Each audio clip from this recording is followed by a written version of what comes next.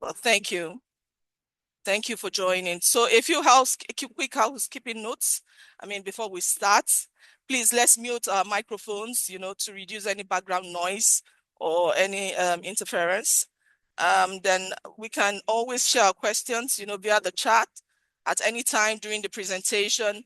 We already have our guest speaker in the house. So once the presentation starts, please, you can put our questions, in the chat, so that at the end of the during the Q&A segment, I can read out your questions.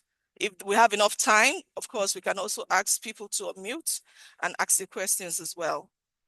We all know that today's discussion is going to be practical. It's focused on practical, sustainable ways, right, that the public sector can strengthen its revenue, how it can unlock some new income streams, and how it can improve service delivery, while building transparency, trust, and long-term economic resilience. So I want to believe that by the end of this session, we should have, clearer insights into, the new and improved revenue opportunities where they exist in this our economy, yes, in this same Nigeria that we are in. We need to look at where we can have these new and improved revenue opportunities where they exist. Again, we can look at what policy and governance enablers that can make these opportunities, how to make them work. And of course, how to move from ideas to implementation. We have a lot of ideas, in this country. But how do we implement all of this? I hope I'm speaking your mind. I hope I'm expressing, your expectations, from this webinar. Right now we have 14 on the call. Please, if we can call some of our colleagues to join, so that we can encourage our participants to join the call. Please, if you can call out your friends, our other participants to join, so that we can start on time and finish on time. We already have our guest speaker in-house. Olaniran General, I see you. Welcome. Welcome. Good evening, madam. How was the day? Yes, very fine, thank you. And yours? Yeah, we thank God. It was good. Okay. Thank you. Okay, we want to play a video. Is that from School of Government? Want to play a video now?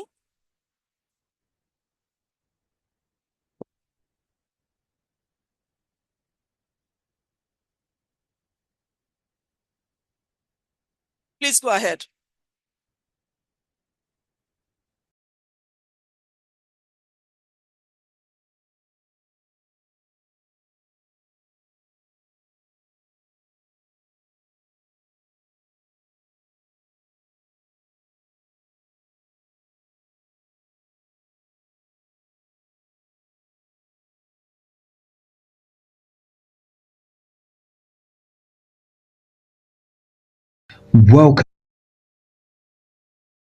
Welcome to Citadel School of Government.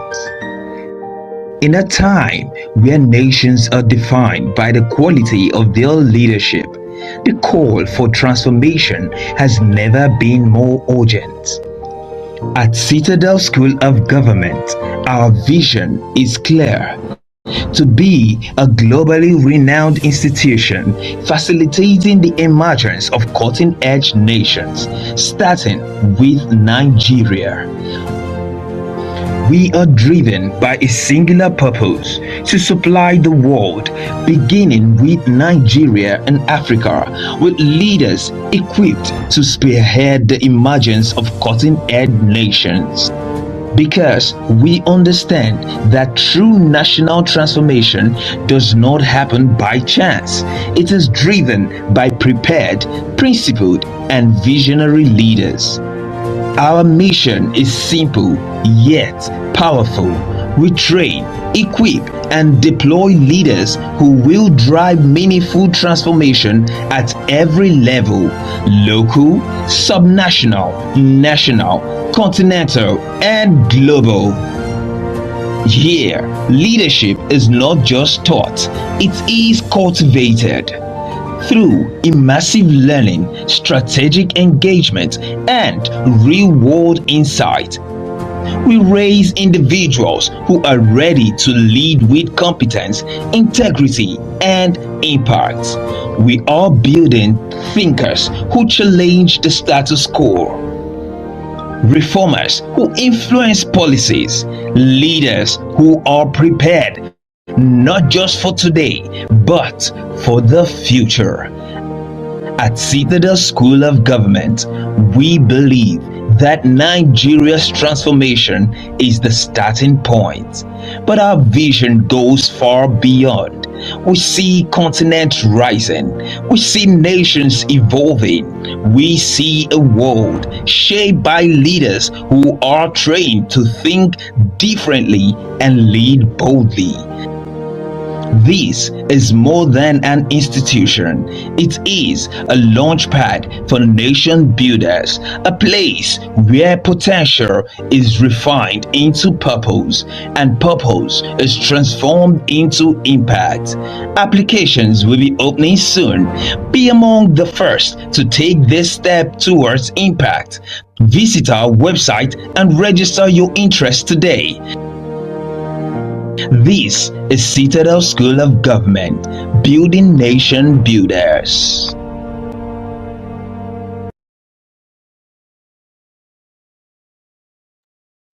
Thank you. Thank you so much for that.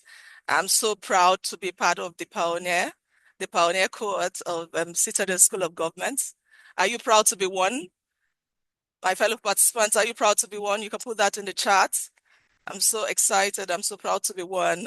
Beautiful. Abiodun Gbenga Ilori, you're welcome. Anthony Epike, you're welcome. Adewale Adetutu, you're all welcome. So like I said, we're going to start because we already have our guest speaker in-house. But to start, we're going to begin with icebreaker. I mean, just to align our thoughts to what we have to discuss today. And I want us to, describe the biggest pressure. We are talking about building viable economies, income generation, for the public sector. So I want you to put it in the chat one word that you can use to describe the biggest pressure on public finances. It might be where you work. It might be maybe the space you're conversant with. One word. What is that biggest pressure on our public finance in Nigeria? Is it inflation? Is it leakage? Is it forex? Is it service demand? I want us to put it in a chat box. I'm going to be reading it out. I mean, what is that biggest pressure that we have on public finance in Nigeria? I want us to share our thoughts on this. What do we think? Corruption. I see that. I'm seeing corruption there. A lot of people are saying corruption. All listed. Interesting. Economy, Adiwale, thank you for that. Corruption as well. Madam Ologun, I see corruption there. So like a building block on that, what you have just mentioned, that one word, what is the context? Are you looking at the federal level, at the state level, local level, or agency? What level are you looking at this corruption? Somebody already said all listed, but what level are we looking at? Is it all levels or a particular level? Which one in your own context? Oh, all levels. I see everyone writing all levels. Fantastic. So again, building on that, as CSG Pioneer Cohort, if we are to unlock one new sustainable revenue stream in the next 12 months, what will it be? What will it be? If we have to, unlock one new sustainable revenue stream in this country in the next 12 months, what will it be in your own opinion? Let's drop it in the chat. Agriculture. Wow, fantastic. Another person said agriculture. Thank you for that. Oh, mono economy. Okay, tourism. Wow, interesting response. I like that. Real estate, taxation. Thank you so much. I like what I'm reading. Thank you. So now the last building block on that. So what principle should guide our income generation most strongly in this country? You know, we've all mentioned different things. Now, what principle should guide our income generation most strongly? Is it value for money? Is it equity? Is it speed? Is it innovation? Is it compliance? Pick one. Which one would you prefer? Which one, should guide our income generation most strongly? Put it in the chat, please. Put it in the chat. Integrity, Madam Oladujoye. I see compliance, Bolanle, but thanks for that. Charity, innovation. Wow, value for ethics. I like that. Olashore, value for ethics. Thank you so much. Thank you, thank you. I like all the responses I'm getting. So now, all these questions I've asked, of course, I said it's just an icebreaker, but these are the things that will point us towards the trade-offs we're going to be exploring, how in terms of expanding our revenue without undermining, trust, fairness, or service delivery. So let's dive in, okay? So I'm going to be reading the bio for concerning our guest speaker for today. Prince Thomas Iseghohi is a globally recognized corporate strategist, transformation expert, and deal maker with over 3 decades of leadership across international finance, corporate restructuring, and economic development. Renowned for operating at the intersection of business, government, and geopolitics, he has built a reputation as a key architect of large-scale transformation and sustainable growth across global markets, particularly in Africa. Over the course of his career, he has held senior executive roles in some of the world's largest corporations, delivering measurable high-impact results. At Ford Motor Company, he revolutionized global procurement systems, optimizing a $96 billion purchasing budget. That's interesting. At PepsiCo, he led major market expansion initiatives that generated billions in revenue growth. At American Express, he oversaw financial transformation across $200 billion in assets and restructured procurement systems to achieve over $360 million in cost savings. These are impressive figures. Beyond corporate leadership, Iseghohi has played a critical role in national and international economic strategy. He has advised presidents, governors, and global policymakers on economic reforms, investment strategies, and regulatory frameworks, contributing to the major economic turnaround initiatives across Africa. He has also led and transformed major African institutions. As Group Managing Director of Transnational Corporation of Nigeria, which is Transcorp, he drove a rapid and widely recognized corporate resurgence within 24 months, restructuring operations across telecoms, energy, hospitality, and agribusiness. He also served as chairman of NITEL, where he led efforts to restructure Nigeria's telecommunications infrastructure, and as vice chairman of Transcorp Hilton, contributed to strategic growth in the hospitality sector. As founder of Emerging Global Capital, he continues to drive investment across finance, real estate, and corporate transformation. A pioneer in global business transformation, Iseghohi has designed and executed billion-dollar restructuring initiatives, mergers, acquisitions, and expansion strategies that improved operational efficiency, profitability, and long-term enterprise value. His work consistently integrates corporate success with broader socioeconomic development goals. Looking ahead, he is positioned as a key driver of Africa's economic future, leveraging public-private partnerships to unlock large-scale infrastructure investments, building global economic corridors, and partnering with sovereign wealth funds and multinational corporations to accelerate development in sectors such as technology, energy, and digital infrastructure. In addition to his corporate and policy influence, Iseghohi is a strong advocate for leadership development, ethical governance, and sustainable growth. His philosophy centers on integrity, innovation, and global collaboration, with a focus on empowering the next generation of leaders, aligning economic progress with social impact. With a vast global network spanning governments, Fortune 500 companies, and financial institutions, Thomas Iseghohi remains a powerful force in shaping the economic and geopolitical future of Africa and the world. CSG Pioneer Cohort, please let's make welcome Prince Thomas Iseghohi with our claps, our thumbs up, our drum roll, and every other emojis. Thank you so much, Prince Thomas, for joining us today. Thank you, thank you, thank you very much. I yield the floor to you, sir. Thank you very much. Good afternoon from Washington, D.C., and good evening in Nigeria.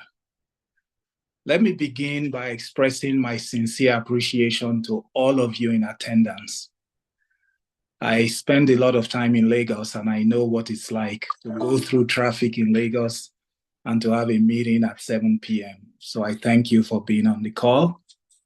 Your presence here reflects a decision to engage, to learn, and ultimately to lead. Nigeria needs a lot of leadership. I would like to first of all acknowledge Pastor Tunde Bakari, without whom this would not exist. He's somebody that I have tremendous respect for, and I'm very excited to see what he's doing, and anything I can do to contribute to this, I will always be there for it. Before I go further, I'd like to just first of all thank Olabisi for the unbelievable introduction. It feels like I've died and I was watching and listening to somebody speak about me from the dead. Usually, you don't talk about people in that way in front of them. So I appreciate all the great accolades that you gave me. What I'd love for us to be able to do after I recognize Mr. Omoaholo Omohale, the executive director of the school, who is doing a terrific job. I would like to just thank him for advancing the vision and for doing all he has done so far. But I'd like to just step back a bit. You'll notice I don't have slides. I don't have any visuals. The reason is I want this to be informal. I want us to have a discussion, because what we need to do is to have a discussion. And I like the way you started, Olabisi, and I will start from there and come back to my prepared remarks. You started by asking some questions, and you asked questions about topics that I have studied and worked on over the last 40 years. A lot of people think of me as a Wall Street guy, a financial guy. My undergraduate degree is actually in political science. And then I went from political science to accounting, and then went from accounting to computer science. So I speak tech, I speak finance, and I speak politics. Now, your question was terrific, and I loved the answers that they gave, and I'll get back to the topic in a minute. You essentially asked, what's the problem we're having? And a lot of people talked about corruption. I'm going to surprise you by telling you that the problem of Nigeria is not corruption. Some people spoke about, sort of got a little bit around the topic. The real problem we're having in Nigeria is revenue. So the topic is very apt. We have a revenue problem that is driven by lack of unity, a cultural problem, and a visioning problem. If you ask, and I've done it, I've asked every time I go to Nigeria, I take the time to move around and ask Nigerians, as a country, what are we trying to achieve? That's the biggest secret in Nigeria. Nobody knows what we're trying to achieve as a country. I'm happy to see that this group is made up of experienced people. All of you are leaders. So just imagine running a company and nobody in the company knows what you're really trying to achieve. What that means is that you'll never, ever achieve it. I'll come back to this issue a little bit later. Today, I'll be speaking about building a viable economy and income generation in the public sector. You know, this is a topic that's talked about a lot in Nigeria. Every state has IGR. But in Nigeria, income generation means taxation. Actually, taxation is not income. Taxation actually kills income because it kills investment. Because when people don't have extra money that they can save, then there's no money to then invest and develop the society. I would like to approach this in three parts. The first part is I will just present to you some thoughts that I have. And the thoughts will go into politics a little bit, but will primarily focus on the economy. Why are we where we are today? Secondly, I'll define what it means to build a viable economy. What is it that you have to do? And then the central role that the public sector plays in income generation. Last but not least, there are really three key partners: government, business, and society. Government is part of society, individuals are part of society. After that, I'd like us to just have a dialogue. I would prefer if people speak rather than send messages and we respond to messages. I'd like it to be much more interactive as we move forward. So, what is the difference between public sector and private sector? There's no difference. The private sector has shareholders. Those shareholders appoint a board. The board appoints a management team. That management team tries to generate income and make a profit in the process of doing that. The public sector actually also has shareholders. Unfortunately, in Nigeria, most of the shareholders don't even know they are shareholders. The shareholders in the public sector are the citizens. The board of directors also do not know they are the board of directors. The National Assembly is the board of directors. And then the management is the cabinet, the CEO is the president, who actually works for the National Assembly. The state governments are the same way. But what happens and what tends to happen is that when you are at the state level, the state assembly are houseboys to the governor instead of being the boss of the governor. And then the citizens are waiting for politicians to give them money instead of funding the politicians that they like to go there and do for them what needs to be done. So these are fundamental issues.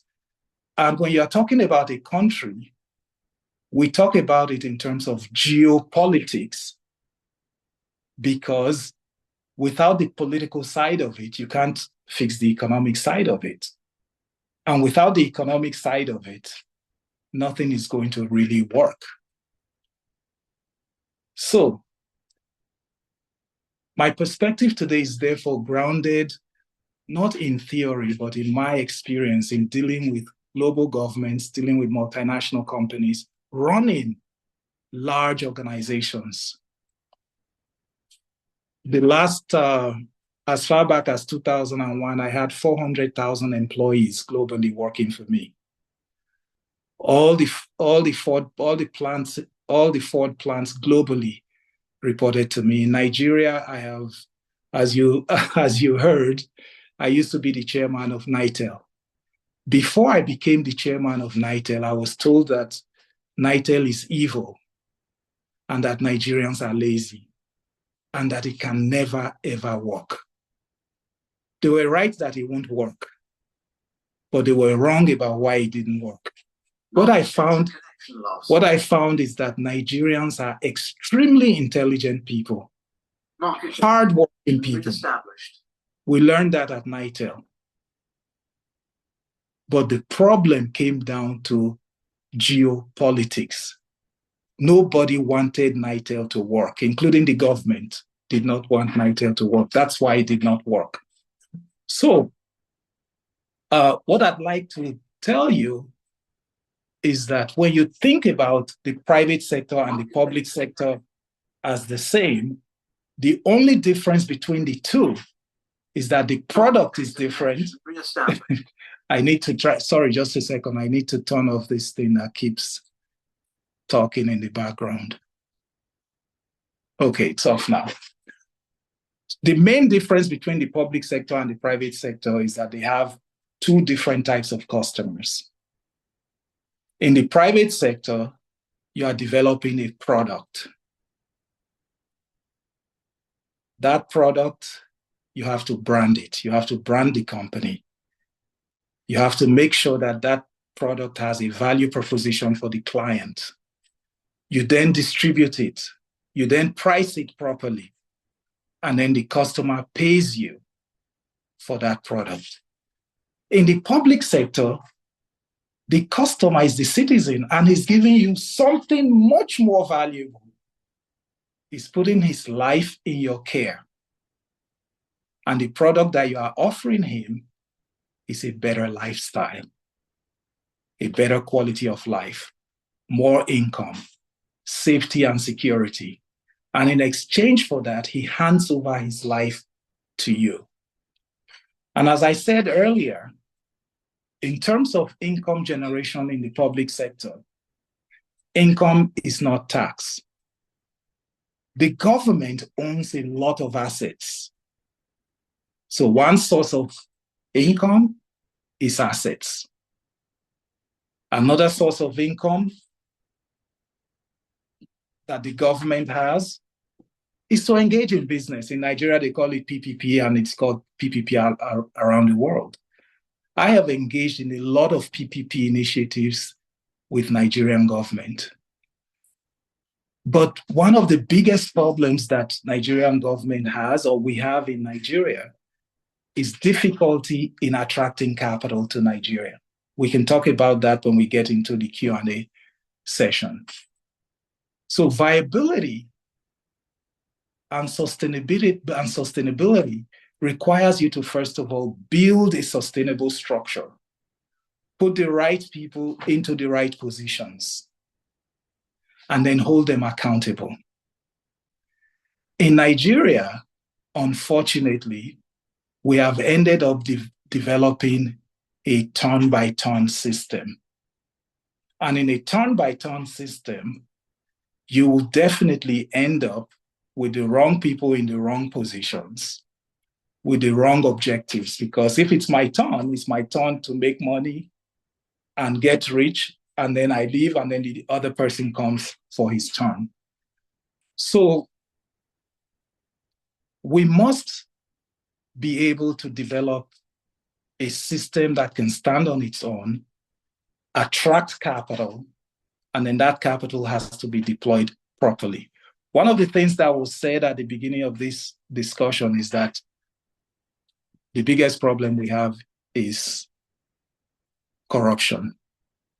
And I said corruption is not the biggest problem we have. Nigeria is actually a very poor country. We have 250 million people, and we have roughly $500 billion GDP. We are poor. We should be a $4 trillion economy at a minimum. Those of you who live in Lagos, just think about the number of people that are stuck in traffic for a minimum of 4 hours a day. That's 4 hours of productivity that is being lost by the country. That affects your per capita income, that affects your ability to export goods and services, and so on and so forth. And all of those things affect your ability to have a sustained economy. Then let's go to branding. If you are in the private sector, you have to brand your company and you have to brand your products. Right now, everybody should be rushing to Nigeria. Those who didn't know before, because of the Iraq war, you should know right now that we are essential to the world. Just our oil and gas alone is so essential that everybody should be coming to Nigeria and giving us money. But when you mention the word Nigeria, all investors run away. Why do they run away? First of all, if there is a dispute, the court system will be fair or will actually act fast. They will be stuck for 20 years. Secondly, every investor I talk to in New York City has had a bad experience in Nigeria. Thirdly, if you put the money in, you can't get it out. These are all opportunities, things that we should get together and solve for. Politically speaking, we run a democracy. In that democracy, the citizens are not involved. When you see everything that Donald Trump is doing, if we want to fix, for example, let's assume that corruption is actually our biggest problem and we want to fix it. The best way for us to fix it is to find someone who is serious about corruption, and then all of us should give the person money to go into government. That's the only way we can fix corruption. All these things you see Donald Trump doing, the reason he's doing them is because the citizens that financed him, these are the things they care about. But as citizens in Nigeria, we do not even vote. We do vote, and we expect politicians to give us money. So politics and economy are totally intertwined in the private sector. In the public sector, because the citizens are the shareholders. If you look from a private sector perspective, when you go to the board and you say you need money as management, the board just goes to the shareholders to get the money.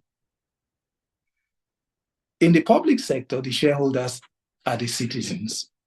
So, how do we develop a sustainable economy? We have to, first of all, start from our strengths. We are a trading economy, and we are a commodities economy. If we want to stand up, we have to bring private money to join public assets, such as minerals, oil, and gas, and develop them, and not just ship them out. By the way, we lose a lot more money in transfer pricing than we can ever lose in corruption. Some people that have a financial background on the call will know the meaning of transfer pricing. Basically, multinational companies come to Nigeria to do business.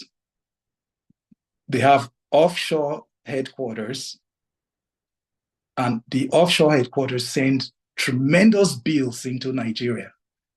And most of the wealth just escape from Nigeria through transfer pricing. A lot more money is lost that way than money that is lost through corruption. And by the way, why are people corrupt in Nigeria? People are primarily corrupt in Nigeria because they cannot survive without corruption. We don't pay, our judges are not paid enough salary or benefits to be able to live the lifestyle that we're expecting them to live. Therefore, the only way they can survive the society is to be corrupt. So we have a fundamental structuring problem that we need to fix. And it's almost impossible to separate the politics from the economy. So my advice to you if you want to engage with government and you want government to be successful, look at all the assets that government has. We are doing.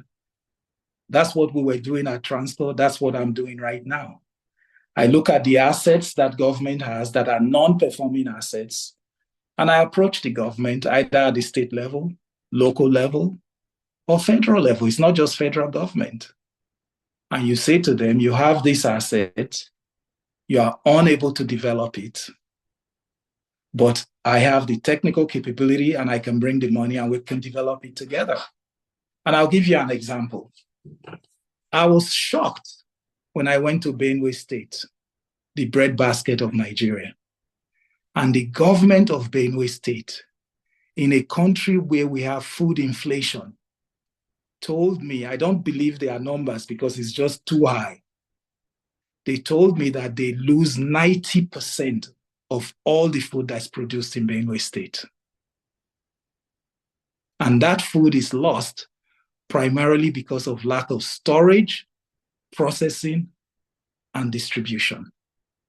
So if you wake up tomorrow and you say, okay, I'm going to start an agro-allied business, and the only thing I want to do with this business is go to Benue State, buy food, process it, store it, and bring it to Lagos, you'll be competing with Dangote in terms of how rich you will become. So Nigeria is full of opportunities. And in a trading economy like Nigeria, the biggest wealth is actually in logistics. I know because I used to run an organization at Pepsi Cola Company for the entire United States called Sales Operations. If I asked you what Pepsi is, you would think that Pepsi is a beverage company, it's a manufacturing company, or a marketing company. No, Pepsi is a logistics company. I ran sales operations for the Pepsi Cola Company from 1995 to 1997. And 70% of the company's P&L was logistics. How to get that product from the warehouse to where the customer is going to pick it up. And in Nigeria, that's the biggest thing. And there's nothing. So if you were to partner with the government and say, okay, here are the main logistics corridors. Let's attach something, let's attach a car to your rail line. That way I can move goods easily from Lagos to Kano and then distribute from there. The opportunities are tremendous. So that's the first way in which government can make money, you can make money. Leveraging the assets that the government has that are not being monetized and figuring out a formula to jointly monetize those assets with the government. If you talk to the average Nigerian doesn't trust Nigerian government. Nigerian government has a very bad brand. But from my experience with dealing with Nigerian government, they are not as bad as people say they are. I have never seen the Nigerian government violate any contract that I signed with them. If they sign a contract with you and they no longer want to continue with the contract, they'll negotiate with you. If you disagree, they'll beg you. But they do their best to try to live with contracts. So all these contracts you hear them canceling, they are canceling them mostly because they were signed the wrong way. The wrong person signed it, or it was never signed at all. It was never in the system. It wasn't approved properly. So think of the private sector. Imagine something that should be approved by the board is not approved by the board. Somebody signs it and gives you a contract. The board will cancel it. When the Nigerian government does that, people will say the Nigerian government is bad.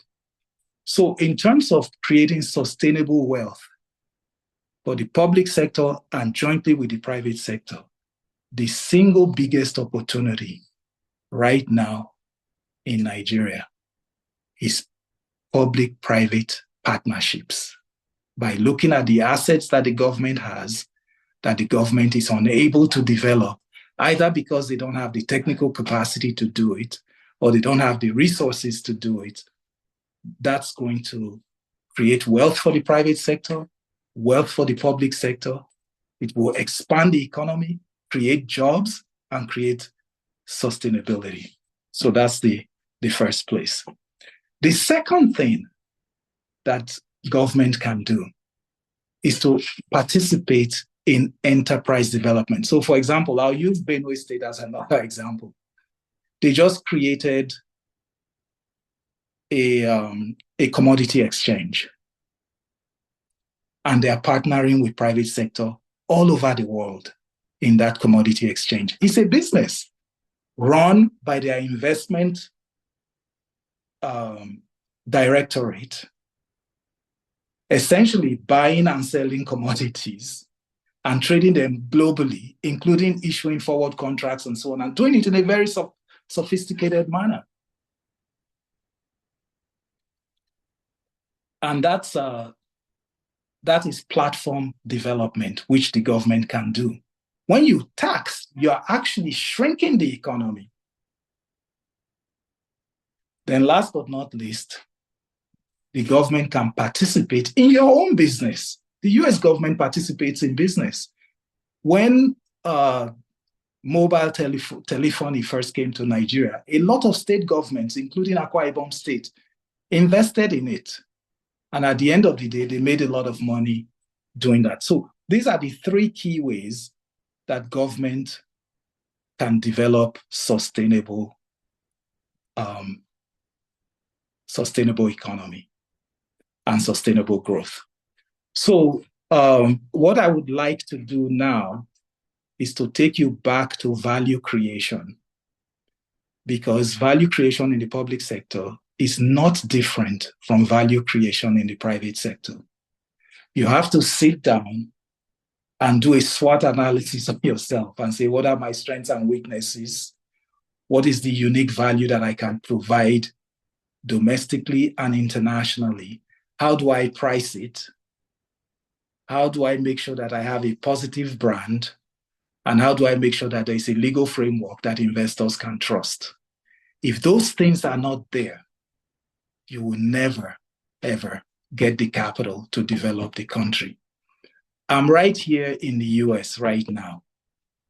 And I kid you not, I get a minimum of 20 phone calls a day of people trying to give me money that I can invest in whatever project I'm trying to do. So money, global money is really not the problem. A lot of money comes from outside the US into the US because the US has a positive brand, has a strong legal system. If there's a problem, there's a place you can go to and your rights will be protected and so on and so forth. I think once we begin to do those types of things in Nigeria, we will not have any problem developing a sustainable economy.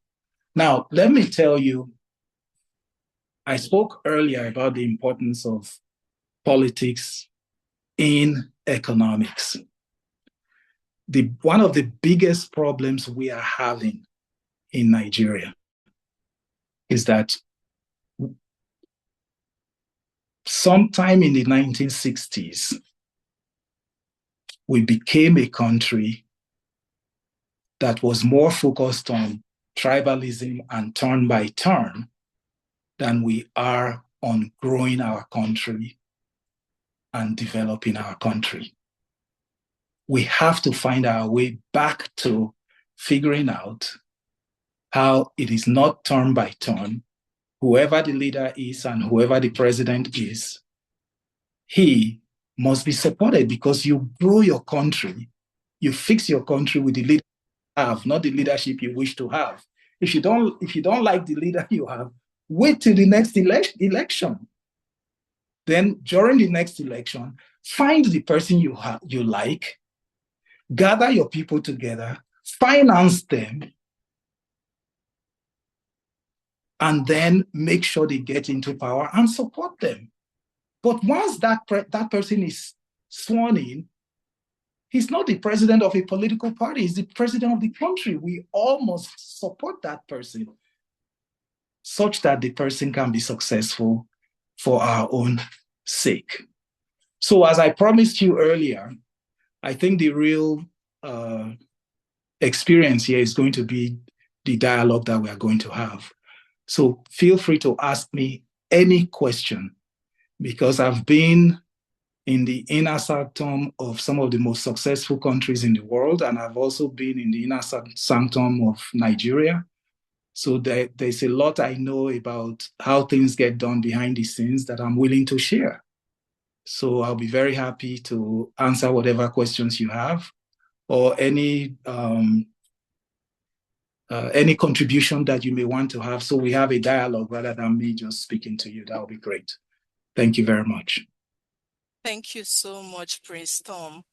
Thank you. That was quite insightful. Am I speaking your mind, participants? Please put it in the chat. How have you seen the discussion so far? How have you seen the discussion? So now we're going to have the Q&A session. We want to make it interactive. So I'm going to be calling, please, let's raise our hands. I'm going to be calling us as I see your hand. So I see Olaniran Generola. Please go ahead. Go ahead with your question. Yes. Good evening again, everybody.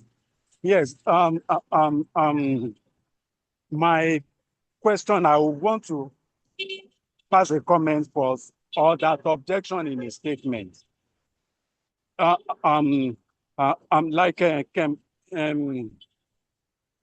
You said earlier that that the corruption in Nigeria is not that it is as a result of underpayment of people. Not paying people enough. I would see that as a justification for corrupt practices, and I think I will not accept that, because every country in the world have poor people in position where they can take advantage of their offices and extort people. And of course, because the law, like you said earlier, where, like in US, where the law works, where people can express their grievance through the law, and of course, where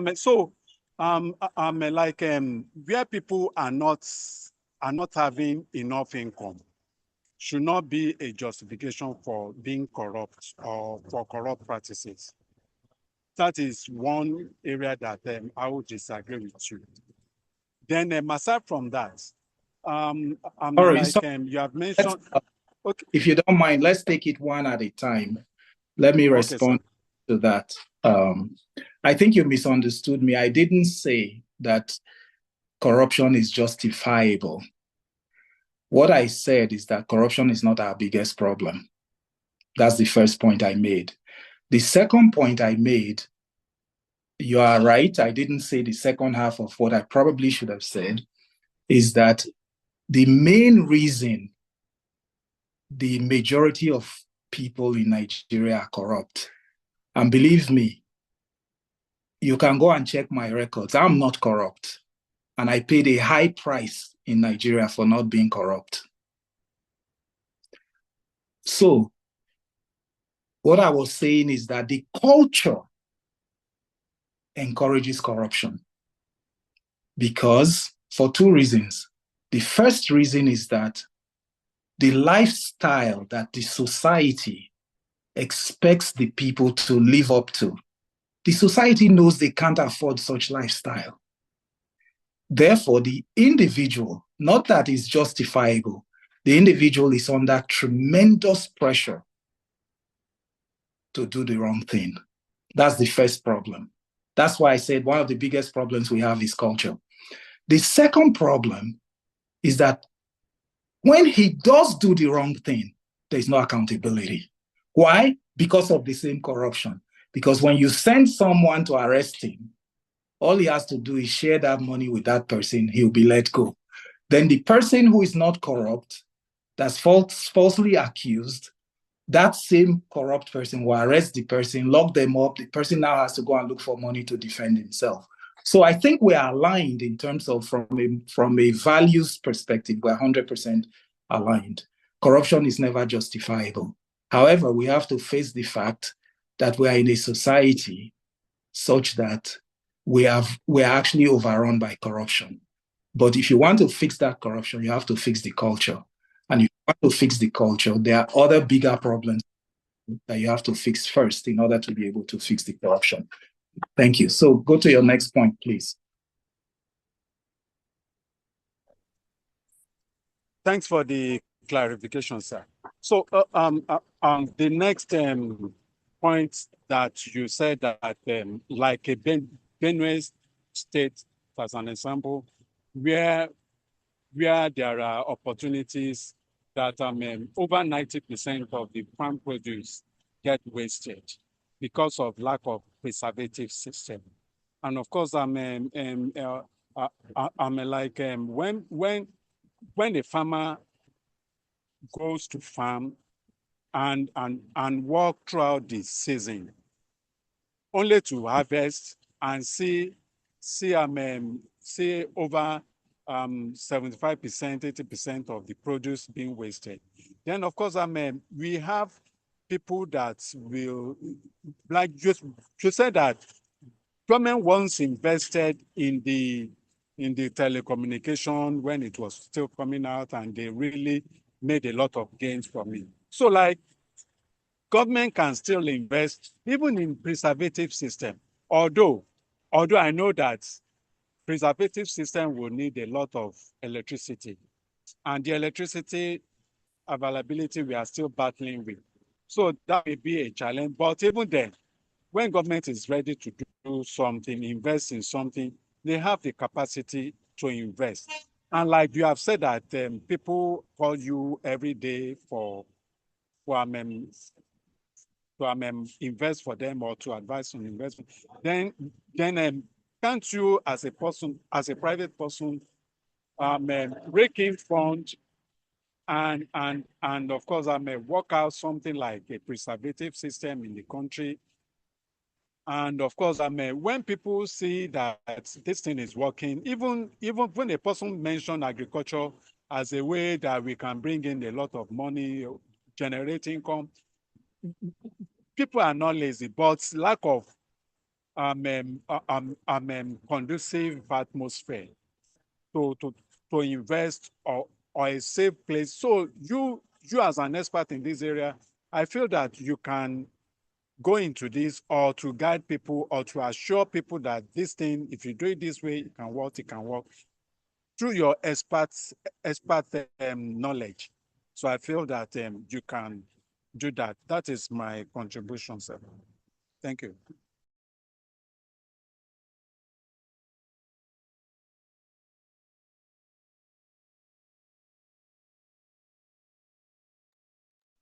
Prince Tom, I'm are done. you still? Yeah, thank you so much. Thank you, Mr. Generala. Do we still have Prince Tom on the call? Okay, so while we wait for him to come back, we're gonna pencil your question, Mr. Generala. Or do we have contributions in the house? Can we make this interactive while we wait for our guest speaker to come back online? Do I see any hand? I've raised my hand. I don't know if you are seeing it. Yes, I can see it. Is it a question or you want to contribute? Yes, I want to contribute to what was. Okay. So, well, I want to disagree a bit with Mr. General because I just feel that paying proper wage to people that are working is very essential in curbing corruption. That is the simple truth.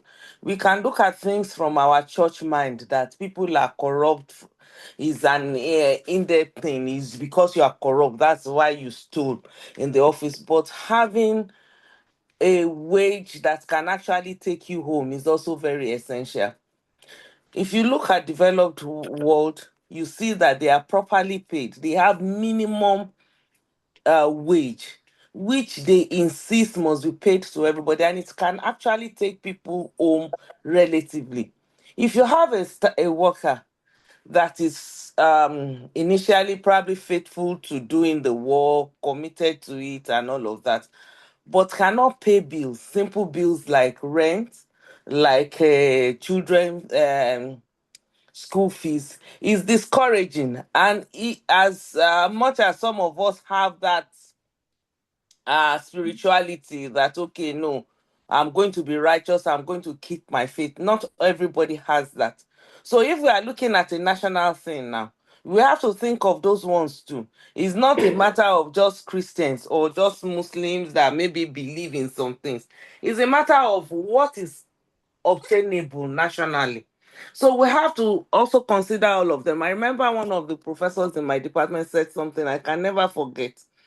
I realized that it's always involving the women in doing things that has to do with money. And I then, when I just joined it, but I saw it as he was just giving us so much of, which was okay because we were young then.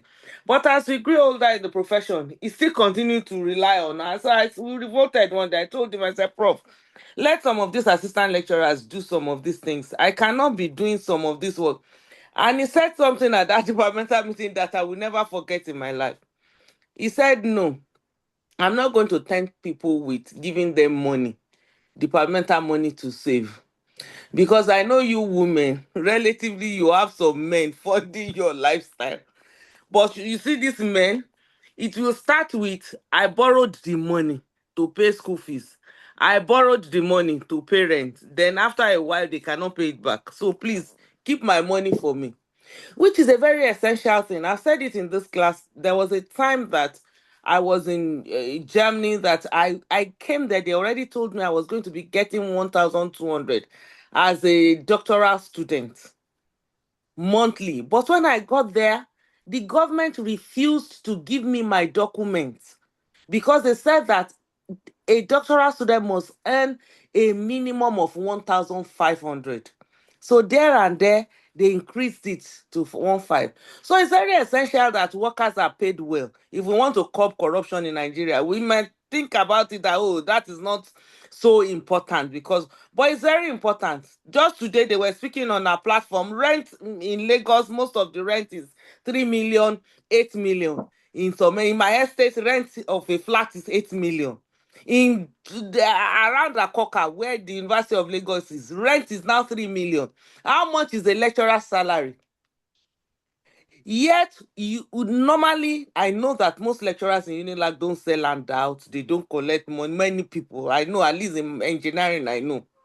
But I looked at, when I saw that the discussion today, my fear was, I hope it will not lead to many of these lecturers starting to do all of these things just to survive. So those are some things. For me, I feel that that is not the way we should see things if we want to look at a national solution to the problem. Thank you. Thank you very much. Unfortunately, I did off for a minute, but I'm back. I'd like to make some brief comments about Mr. Olabisi's comments, and then your follow-up comments, madam. I think that we are all aligned, at least the three of us that have spoken so far. I don't think that, I think the point that Mr. Olabisi was making is that however you look at it, corruption is bad and it's wrong. I think you agree to that, and I agree with that as well. So the question is, how do you fix it? If you want people to reduce corruption, you have to add two things to it. One is there must be accountability. And two, you have to make sure that they can survive. So those two things I think are very important. And I don't think he's disagreeing with that. He's just saying corruption is bad, period, which is true. So that's the first thing. The second comment I'd like to make, Mr. Olabisi, is I would like all of us in Nigeria to think of... It is Mr. General, sir, not Olabisi. General. Oh, okay. Olaniran. Olaniran, sorry about that.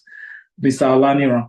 So the second thing that I think we should all try to keep in mind, because when you were talking, you spoke about the issue in Benue, and then you talked about the foundational issue of electricity. And then you mentioned government should. Even in the United States, government can barely do anything. Everything is done through the private sector. So the way that I see it is that we have to think about government's incapacity to do certain things as an opportunity to partner with them, because most of the things that are successful are done through PPP, even here in the United States and in Nigeria as well. If you look at the key things that have succeeded, they are done through public-private partnerships. When we took over Transcorp Hilton, when we took over that hotel from the government, it took me 6 months to turn it around. And I didn't do anything that was anything really. The only thing I did was introduce accountability. And the number one person that was most accountable was myself. Because when people see that when my wife came from Lagos to spend the night with me, I will pay for the room. So nobody could come to me and say they want free room when I'm also paying for a room in that place. That's one thing. So the fact is, government cannot run business. And a lot of these transformation projects, government is actually looking for private sector to partner with. So even with the Benue thing, one of the things that surprised the heck out of me, it was my first time going to Benue. I was surprised to see how well they've done in structuring themselves and putting the right people into the right positions, and how eager they are to partner with private sector, and they are making a lot of progress. So the only mindset change I would like all of us to try to think about is whatever problems there are, we should think about how can private sector lead and have government partner with them to get this problem fixed. In terms of electricity, electricity has been deregulated. So it's an opportunity for private sector. We can go into electricity in a big way, not the discos and all that, but there are other opportunities that can be done in the electrical or power infrastructure sector. There are lots of opportunities through which PPPs can be done with government. And Madam, thank you for your comments. I think that from a moral perspective and from an integrity perspective, we should all remember that integrity has a price. In a society that has unfortunately become as corrupt as Nigeria has become, when you are the person that is not corrupt, the society actually is going to fight you. So we have to remember that. It doesn't mean that that means you should be corrupt. It means that you need to be sure that you have a way to survive, which is the point that Madam is making. Thank you very much. Thank you so much, Prince. You mentioned something while you were talking, not now. I mean, when you were giving your presentation, you mentioned something about transfer pricing. And I mean, a lot of multinationals are doing that even in the nation. I work in the oil and gas industry, and I can relate very well with what you're saying. It's one of our major problems in the country. All these capital flights, Yes. going out of the country. So I relate so much with what we're saying. And thank you so much for revealing some of this thing. Let me buttress that point. The cost of wrong people in wrong positions and transfer pricing. What is actually happening is that someone will come from outside the country and give a government official a document to sign that gives him the right to take away $1 to $2 billion. And he will give that person $200,000, and that document will be signed. So the corruption is nothing compared to what we are losing by just having people who don't even understand what they are signing. They sign it, and all that money goes out of the country. I agree with you 100%. So I'm going to call the next person, Lanre Oluwole. Lanre Oluwole, you want to go? Your hand is up. All right. Good evening. Good Can evening, we all everyone. mute our microphones if you're not talking, please? Thank you. Mr. Larry, go ahead. Good evening, everyone. Thank you, sir. I have dropped my message in the chat, but I'm going to say it now. Thank you for allowing me to speak. I was shocked and I was afraid when you said that some government officials didn't want NITEL to work while you are the chairman. And, it gave me a concern that if that could happen, there are some of us or some government, some private individuals that have an innovative ideas that is capable of bringing transformation and radical changes or solving problems, major problems of the government in some areas of the polity. And you mentioned PPP, public-private partnership, and I think through that platform, this engaging private sector with the government, it is possible to agree on the method of solving these particular changes. However, if government officials or maybe the leaders or occupying a position are not willing to adapt to these changes, how then is it possible for the citizen, such citizen, to drive home their initiative? And it comes to me that sometimes, no matter how loaded you are to solve a problem, if you don't occupy that leadership position, it might be very difficult for you to really effect a change. And that is what you see in the government. You have some officials occupying the government for 4 years, 8 years, nothing will be done. And but when a particular person with a vision comes into power, you see those radical change because they came with innovation, with ideas. Now, my question is this: final question is that, sir, you said some people calls you that they have money to invest in a particular something. Maybe you should just help them with your idea. I want to say, for any one of us in this Citadel School of Government that in that particular position of with ideas, how can you really help them, assist them, not financially now, but in terms of wisdom and experience and encouragement to ensure that all these ideas that they have will not die with them, but they use it to transform the nation. Thank you.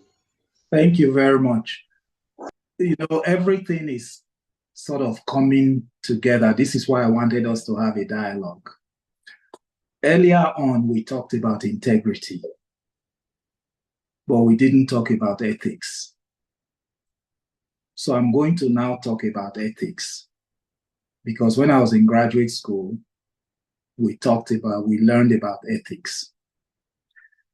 The reason I had a tough time with NITEL, by the way, on NITEL, I partnered with the Israelis. They brought all the money. They brought the technology. We were going to have everything working over the holidays. You'll be surprised to know that it was government officials that stopped us. And when we refused to stop, we were arrested. And it took me 10 years to get out of that problem. So, but don't get discouraged, because you have to remember that government is people, which is what I was heading to earlier. Government is people. So if you want a better government, you must get involved in the political process.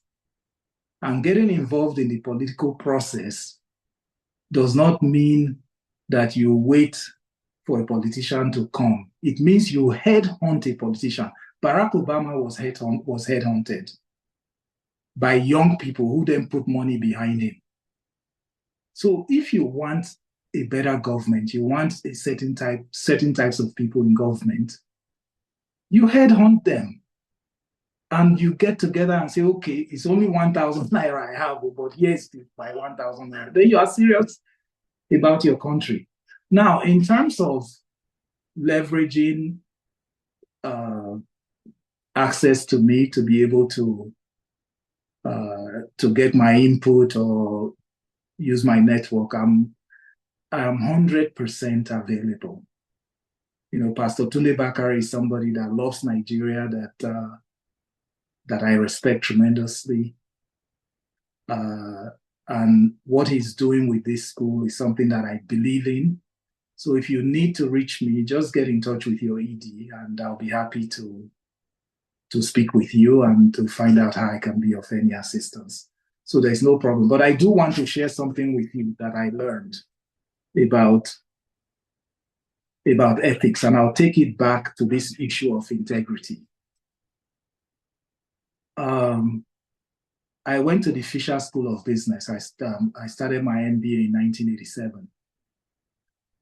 And in that school, when you are a finance MBA, they treat you like egg. So I was a finance MBA. I thought I was a hot shot. So my ethics class, I didn't take it seriously. I would sit in the back. I won't listen to anything the professor was saying, and so on and so forth.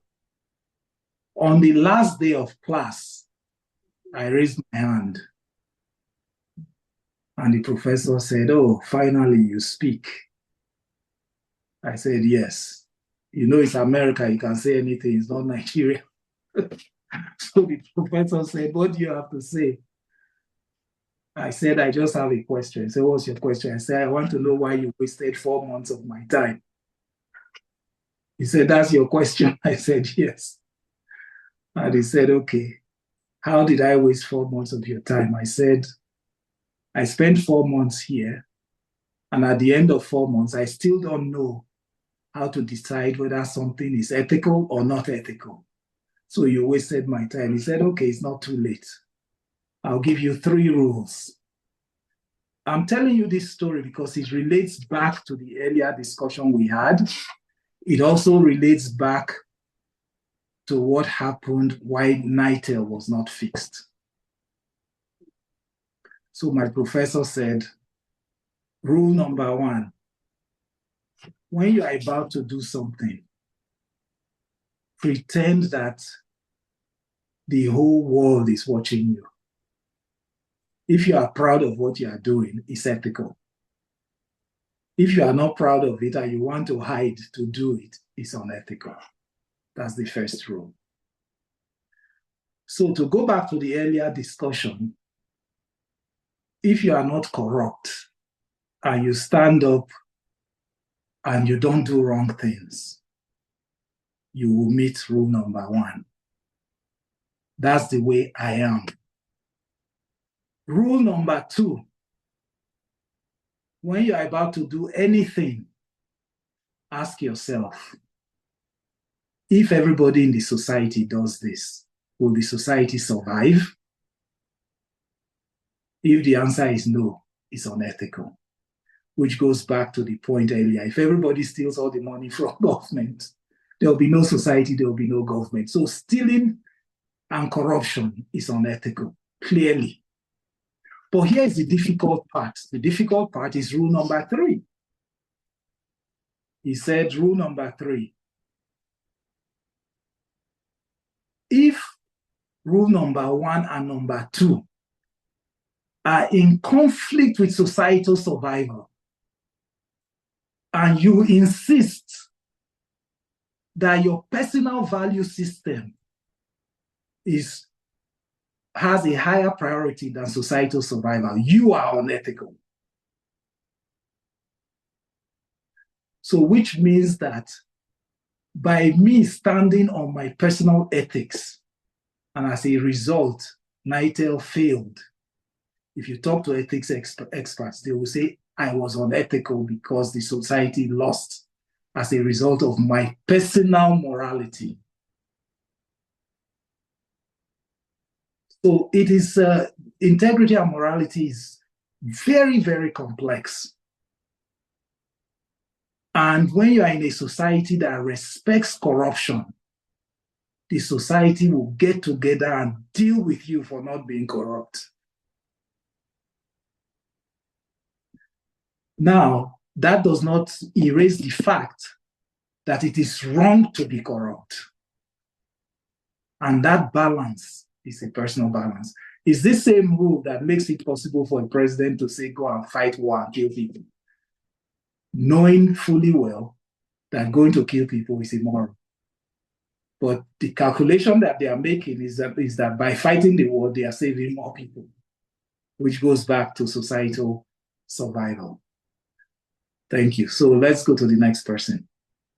How are we doing on time, Madam Moderator? Yeah, we're good. We're good. Although we have more hands now. I noticed some people raised their hands in the chat instead on the panel. So I'm going to be alternating that. So Adebusola, I see your hand, or Adebusayo, but please wait. Nnamdi Okafo, can you go ahead with your question, please? Yeah, good evening all. Please, sir, my question is this. In all you had explained, it's quite insightful, but I didn't hear something because well, you said our major problem is raising fund or resources. Now, my question is this. How do you raise resources or fund without talking about or thinking about savings? For instance, I just want to put this analogy. Let's see why I'm asking that we are not considering savings in this scenario or in this issue over Nigerian economic problem. Thank you. Take average 200,000 people enters Lagos on yearly basis. And if you recycle these 200,000 for an interval of 5 years, you see that about 50% of the people that came to Lagos in search of greener pasture have their feet on the ground standing. Some are still struggling. Some are already comfortable. And genuinely, if you deep inside, you see that savings was one of the most important key they used, because when you scale your spending in this scale of reference and you reduce your spending so that you can save, you spend money on what is necessary and not what is not necessary. I remember a sometime Minister of Federal Republic of Nigeria, Minister of Finance in this nation, has a problem with the executive then because of savings. Her complaint is that we are spending all we are generating and we are not saving for rainy days. So how can we raise money when we are not talking about savings? Thank you, sir. It's a very, very, very good question. And it's also a complex question. I'm sure there are some accountants in the house. I'm an accountant. I've been a CPA for 35 years. You see, when I spoke about taxes, I said income generation is not tax collection. I don't know if you remember that. And the reason, or maybe you were not on at the time, the reason I said that is that taxes kill investment. And economic development is usually driven by how much savings the citizens are making. Because when you save, you deposit it in a bank, that money becomes money that's available for investment. But what I can tell you is that we run in Nigeria, those of you who are accountants, we run a cash system in Nigeria, which is terrible.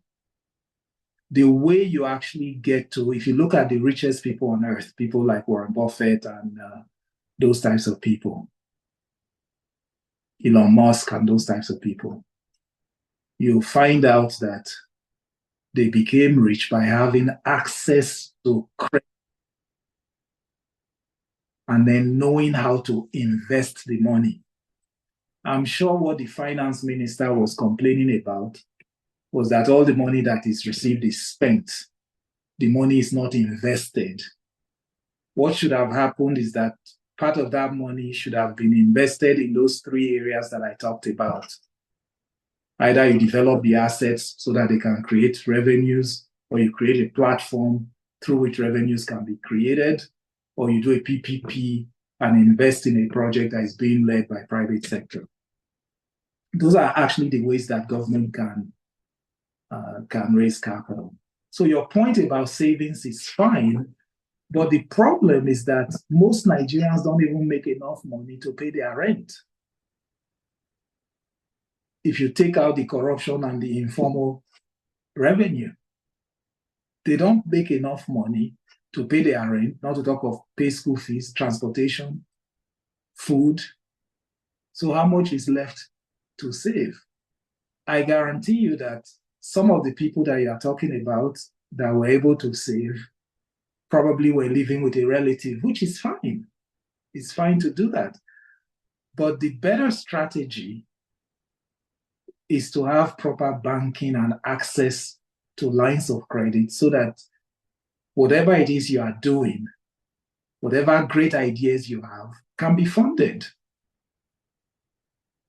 Do you know who sucks up most of the money from the banks? It's the federal government. The reason banks don't loan money to you is that they are loaning it to federal government. And they don't have to do any work. They give it to federal government, they make 15%. They don't do any work. So that's why the banking and financial system is not so robust in Nigeria. So I'm not sure I answered all your questions. If I didn't, please ask a follow-up.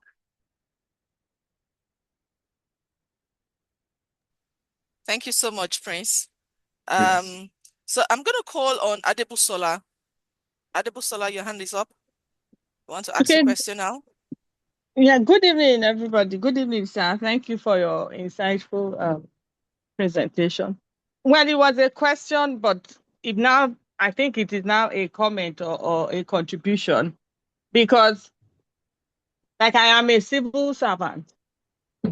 And at the beginning of this meeting, everybody in Nigeria believes that the major problem in Nigeria is corruption. And most people believe that the corruption is in the public service. But I'm wondering if the private sector is not as corrupt as the public service. And I'm also telling myself that people tend to see corruption as a one-sided thing. Some people are corrupt, we are not. But at every stage of corruption, let's say bribery, somebody is willing to take a bribe and somebody is willing to pay a bribe. The person taking a bribe says, I'm under pressure, I need money. The person paying a bribe says, I'm under pressure, I need to get things done. So everybody at the end of the day, the person paying and the person collecting, I don't think they are better. One is better than the other. Now, as a civil servant, if you are upright and you have integrity, which is good because it is service, you are going to work for 35 years. You will not buy a car. You cannot build a house. You cannot send your children to good schools, no matter the level you get to. You cannot just be happy because the second day of the month, you are already owing. I do not think the solution is increasing salaries. Maybe there can be other things that can be, there could be provision for you to be assured that you will get a house, you will get this. So, and the civil service is supposed to be the engine room of development for every nation. If the people in the civil service are so poorly placed, people in private companies, when they get to the peak of their career, they switch to the public service to come and redeem the public service. But most times they are not careful to understand that where we are coming from, the quality of life is absolutely different to where we are coming into. Your mates that you graduate school, if you're a public servant and the other person is maybe in an oil servicing firm, You cannot relate together. There's nothing he's doing that you can do. If you are doing alumni, yeah, they will probably be donating money for you, which should not be, because both of you are intelligent, and people in government, they are very intelligent and they work hard and they don't need so much. So I think that there has to be a mind shift that the public service is absolutely corrupt. There are fundamental reasons why it is like that, and nobody is really paying attention to it. The difference between the life of a public servant and a private person is too wide. The gap is very wide, and we all go to assess the same thing, and the society has the same expectation from everybody. So automatically, people begin to look for solutions to their problem. Unfortunately, it is corruption. I don't know, but that's the way it is termed. So there has to be a revisit to, if if an arm of government, an arm responsible for development, that is so critical to development, if they are failing and they are failing and they are failing, something is wrong and something has to be done about it. Now, my second thing is about the farming and the wastage. People go, because traditionally we have always assumed that farming is poverty. So farmers even go into farming thinking poorly. They are begging for fertilizer, they are begging for inputs. They do not see it as business, that if we look for funds to put into these things, we can also become big people. They are waiting for government to do this. I'm not saying there are not things government should do. So there has to be a shift from the mindset in all things, so that we can start aligning. I know in the US, there are big farmers, big people. In fact, I think there's one farmer that is going to run for house or something. I saw it in the news. So it is not a poverty thing. It's becoming a big thing that we can start seeing it as something lucrative, that you can build a life. You can even build a nation out of it. Thank you. Thank you, madam. Everything you said aligns completely with my presentation. Totally. The problem we are having is our society is structured wrongly. That's why I said the two biggest problems we're having: culture and transfer pricing. Remember that culture is impacted by the democracy, which means that the other biggest problem we're having is Nigerians are not financing their democracy. So all of you and all of us, if you want all these problems solved, you have to, as you are talking right now about the structure of the public service in terms of the financial structure, is wrong. I agree with you 100%. So why don't you, civil servants, look for a candidate that says he will fix it and donate money and back that person up? That's the way it's done outside Nigeria, because it's the only way. You have to, and you are a very big, powerful constituency. Let me give you an example. In the election that brought in Trump, we have 80-something million people that voted for him and donated money to him. In the last election in Nigeria, then I'll go to my state. In the last election in Nigeria, 130 million people registered to vote. 30 million people voted. And we made a president with 8.9 million votes. We are not serious people. We are not serious about the country. Well, look, people will say politicians are the problem, corruption is the problem. Politicians are not the problem. There is nobody more obedient than a politician. I studied political science. Just tell a politician, just train a politician that if you do this, that, you'll go back to office. He will obey you. And what have we trained Nigerian politicians to do? We've trained them that go and steal enough money, keep some to give us on election day, and you can go back to your job. That's what they are doing because that's what we've trained them to do. Do you know that if we as Nigerians get together and pick a candidate, there's no politician that has enough money to buy the election compared to all the money that we have? If 30 million Nigerians, just 30 million, decide that this is the direction we are going, nobody can beat you. And nobody will have more money. Your issues are legitimate issues, madam. I experience it all the time. Nigerian civil servants are good people. They are smart people. They know the work very well, but they can't survive. So, but if you want that to change, you must get involved in the democracy. So there you have it. Thank you very much. Thank you so much, Prince. You've really made this quite interesting. We're having more hands and we only have 30 minutes to go.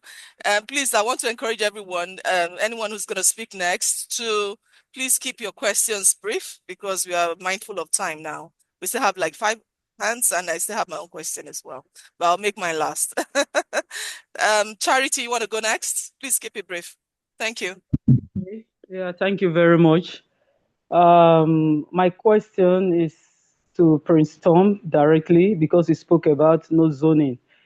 Can you please enlighten us why no zoning is a better option in Nigeria politics, looking at bad leadership as a factor affecting economical growth?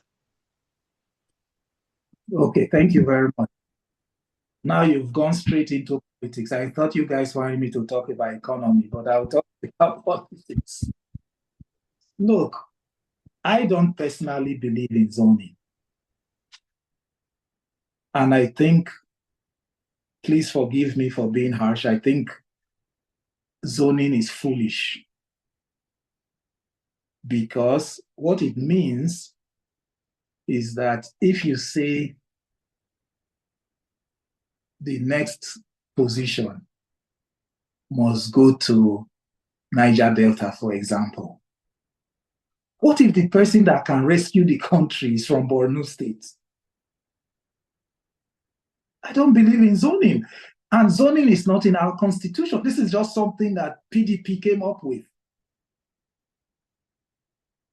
What we ought to be doing is saying, what is the problem that we're having? The same way we do in the private sector. What's the problem we're having? And whatever that problem is, we ask ourselves, which Nigerian has the background, the experience, and the mindset to be able to solve this problem? And we allow the person, we support the person with money. This is the way things are going. First of all, it means that the best Nigerians cannot even run for office. Look at how much it costs to buy form. And Nigerians don't care about their own problem. Therefore, they are not donating money to politicians. So let me ask you a question. Because here in the US, you watch US elections.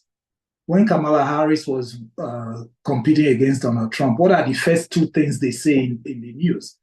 They say what the polls are.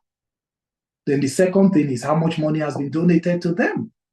Because the amount of money donated to you by Americans gives an indication the type of support you have from the citizens. And that politician knows that if he goes there and does something else, next time that money will be given to somebody who will defeat him. Okay, in Nigeria, first of all, you've done zoning. You say the governorship job has to go to pick a state, Edo North. But the best person to turn the state around is from Edo South. You've already finished yourself. Then secondly, when the person that's running for office from Edo South comes to talk to you, he must give you money. If you go and talk to him, he must give you money. So when he wins the election, he doesn't owe you anything. He bought you. He bought you. So what is it that is so difficult for Nigerians to understand? So if you want a better country, you better sit down. There is no Nigerian that cannot afford to donate 10,000 naira to a politician. If just 30 million of us donate 10,000 naira each to a politician, there is no politician that has enough money to buy the election and defeat him. So if we are serious about our future, we better get serious about getting involved in our democracy. So to answer your question, it's like saying that you want to go to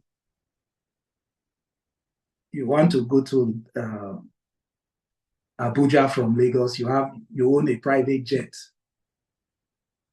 Your first son is a pilot. Your last son is a toddler. But it's your last son's turn to choose. So he's the one that will fly you to Lagos. You will die anyway. That's what we are doing. It makes no sense. So I don't believe in zoning at all. And I believe that we are committing political suicide by not donating money to politicians. I'm looking for the people that we believe actually have the capacity and the background to fix the problems we are having. And the problem Madam spoke about earlier is one of the biggest problems we have. Most Nigerians don't even, I'm glad we have a civil servant here. I'm sure we have other civil servants. The most powerful person in a ministry is the desk officer. Madam, am I lying? Is the desk officer. If he writes the wrong memo, nobody can change it. In the meantime, look, in the civil service, once a director signs, the federal government has signed. And then those people, we don't allow them to have a life. So these are huge cultural and societal problems that if we don't solve those problems, forget it. There won't be a country. All right, I hope I've answered your question, Madam Charity. Who is next? Thank you. So please, after Mr. Paul Olalekan, we can't take any additional hand because right now we still have 5 because more people are raising their hands. And please, let's keep our questions brief. If you have any question to raise, put it in the chat after these 5 hands, please. Thank you. Mr. Michael Ade. Let's cut it off at the 5 and take all of them. And I'll try to give shorter answers. Okay, so the 5 of them should give their questions. Yes, yeah, ones that have already raised their hands, we take their questions. Yes. And I'll be brief. It should also be brief. Okay. Mr. Michael. You. Thank you so much and good evening. Straight up, I'd like to take you to 3 points you made in your introductory remarks: culture, national vision, and branding. And how do we as a people develop the right culture, develop a national vision, and a positive national brand that can attract investment? Thank you. Okay. First of all, we are all Nigerians. We should face the truth. The truth is, as at today, the person who is corrupt is more respected in Nigeria than the person who is not corrupt. That has to change. We have a culture that rewards crime and rewards lack of integrity and punishes righteousness and integrity. That's one big problem. The second problem is that we are extremely tribalistic. Generally speaking, there is nothing like a Nigerian. We are all, first of all, I'm Niger Delta man, or I'm Yoruba man, or I'm Igbo man. First, that has to change. Thirdly, nobody knows what we are trying to achieve as a country. If I ask 10 people, nobody knows. It's a secret. You see here in the US, we can fight ourselves, but go and interfere with somebody's personal freedom. His enemy will join in to fight you. That no, this is America. In the US, we don't interfere with somebody's personal liberties and freedom. The person that was fighting him a few minutes ago will join him because they know what it is that they are after. Then they know that the government is to give you the American dream, which means you have to have a house, you have to have this, you have to have that, you have to have this. Nobody knows what we are trying to achieve as a country. That has to be fixed. Look, in a democracy, you can't fix the culture without, first of all, being a part of a political party. You have to join the democracy. You have to participate in the democracy. Look, I studied the 19 political parties that we have in Nigeria. And I hate to tell you, I'll be very brief. I hate to tell you, we don't have political parties in Nigeria. We have 19 political parties. I stratified them into A, B, and C. I checked the definition of political party. A political party is made up of people with the same ideology who are serious about winning election and are serious about transformation and governance. 17 of the 19 fit into one category, category C. And that category C, I call them trading platforms. They are not even interested in election. They just want to sell their forms and get the bigger parties to give them money to make sure their candidate doesn't win. Trading platforms. Category B, I call them bandits because they are very serious about winning election, but not for the purpose of governance or transformation. They are interested in winning election for the purpose of state capture, to have access to the treasury. That third one of proper transformation doesn't exist. So if you want transformation, why don't you join a political party? Donate money. Get them to focus on the things you care about. Until you do that, your culture will not change and your country will not change. You'll get worse and worse and worse. So let's take the next person, please. Thank you. I have Olatunjoye. Please, you're next. Okay. Good evening, everyone. So very quickly, amazingly, Sir, you had already responded to my second question by the categorization of the political parties we have in Nigeria, where you said the third one that is supposed to be the transformational one we don't have. And by God's mercy, I know we'll have Madam, something. sorry to interrupt you because I've had this, but I forgot to make it. Do you know who is at?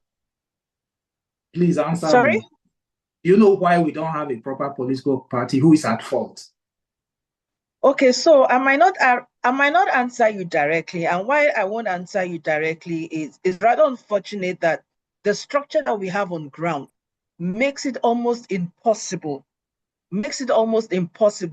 for one to say, you know what, I want to sponsor this person. Because if we really go into that nitty-gritty, Pastor Bakare actually wanted to be there. Do you understand what I'm saying? And the truth is, the kind of system we have on ground now, except by God's intervention,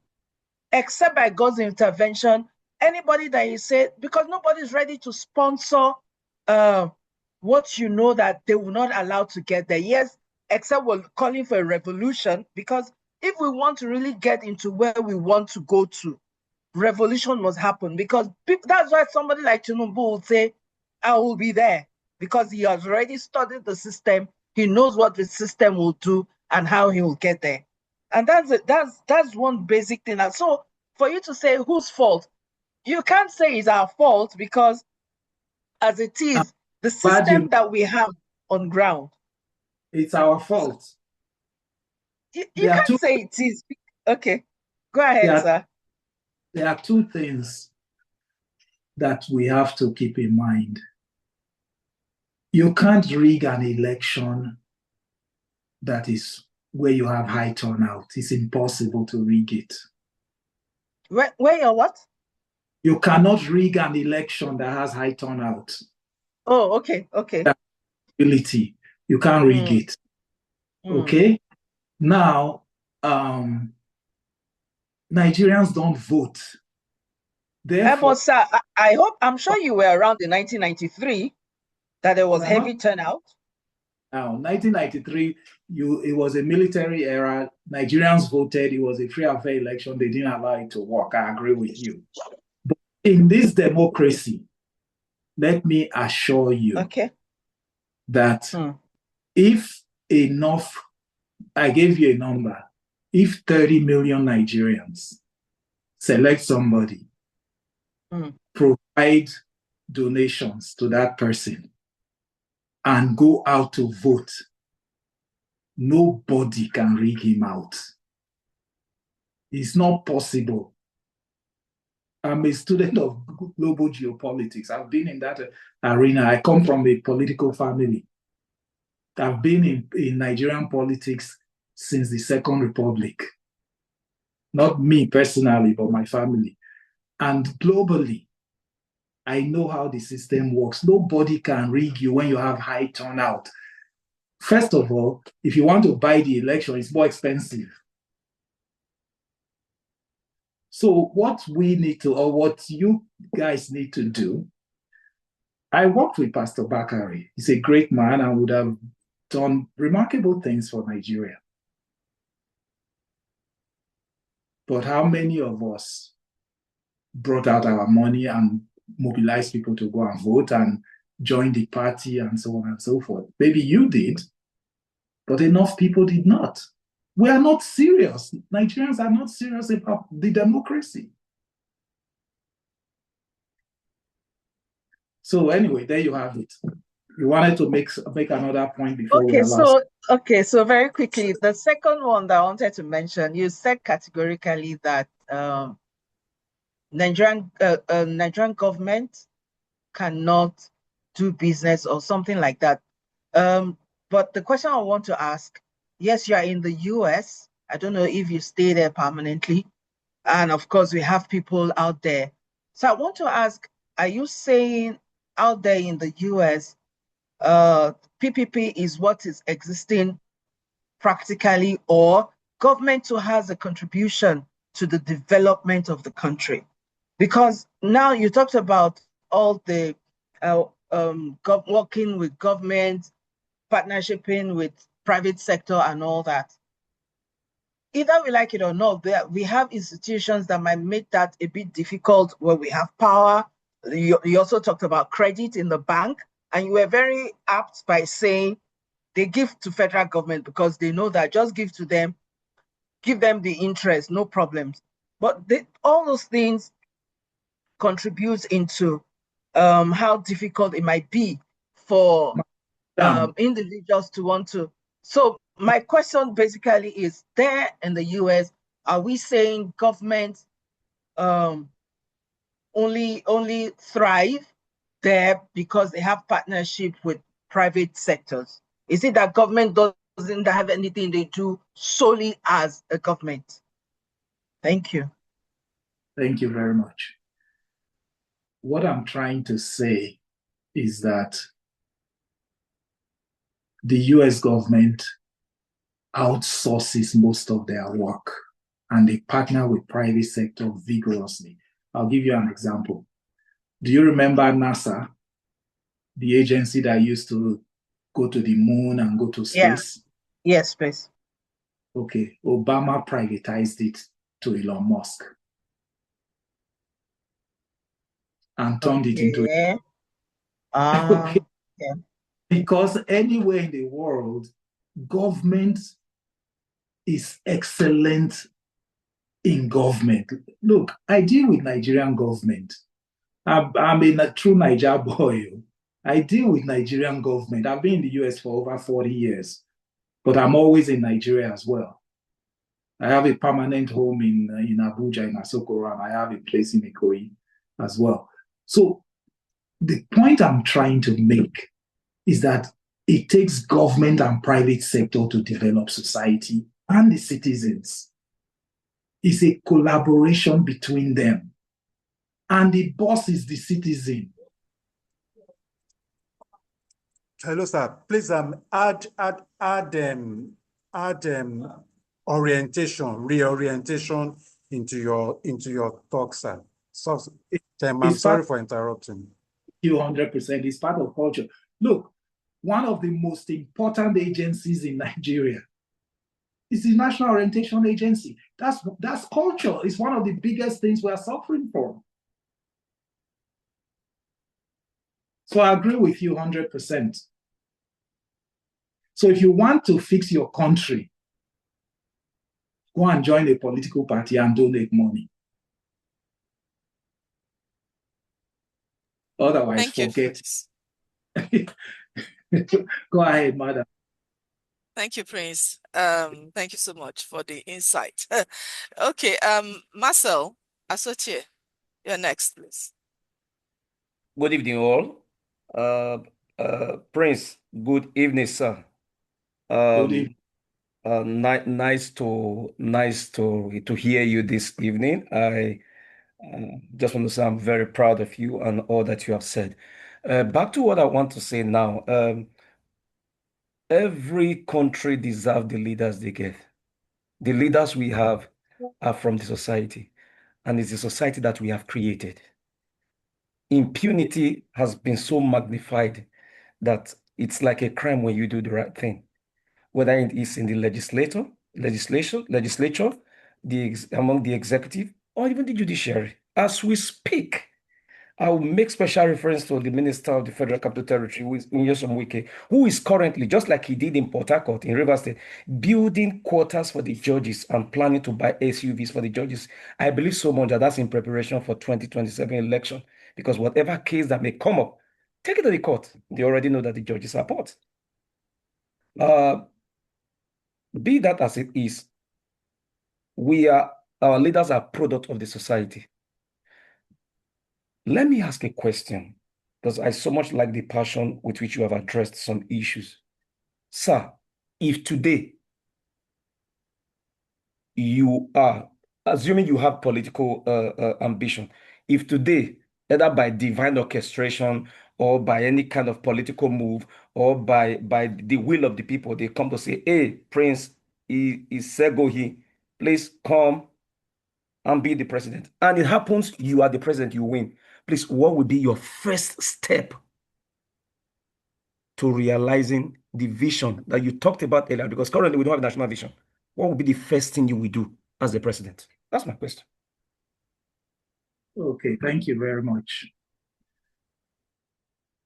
Before I answer that question, let me first of all say something that my friend who spoke first will like a lot. I told you people that when I was GMD of Transcorp, the government asked me not to fix NITEL. I was new in Nigeria. And I told them that NITEL doesn't belong to you, it belongs to us. So you can't tell me not to fix it. I left Nigeria when I was 17 years old. I didn't know that you can't say that in the villa.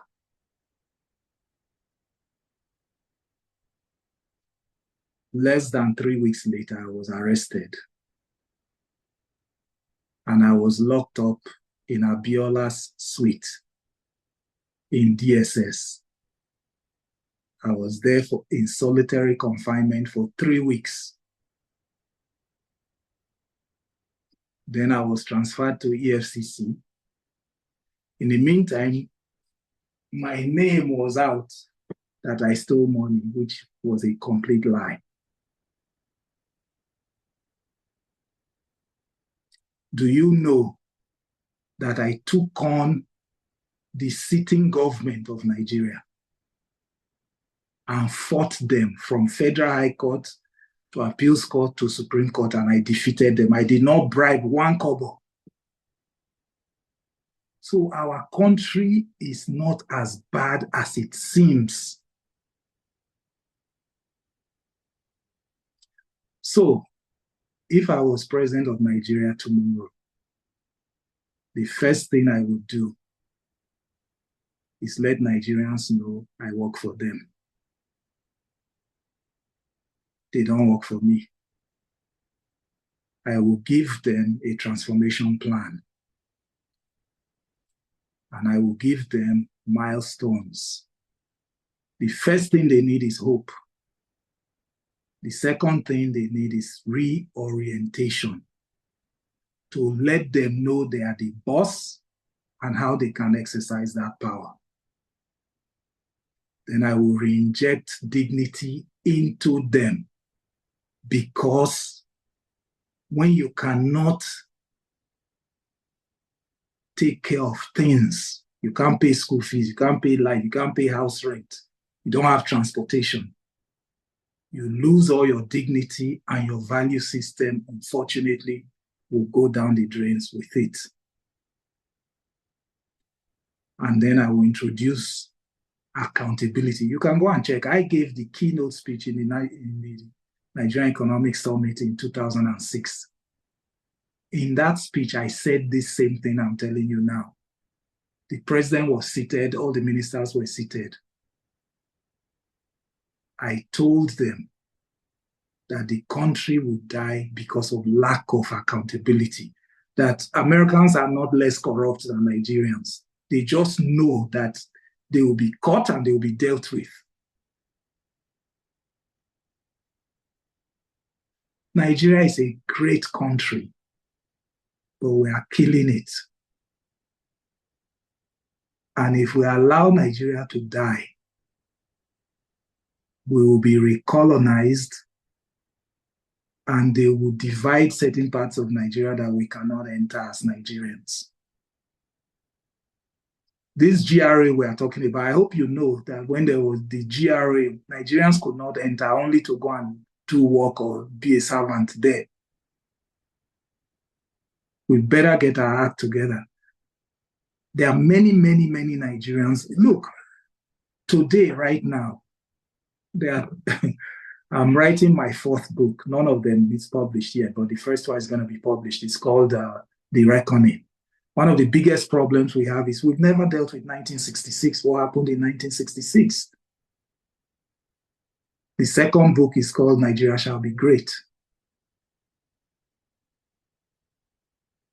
The problem we are having is that we refuse to face the truth about who we have become, and we are all responsible for it.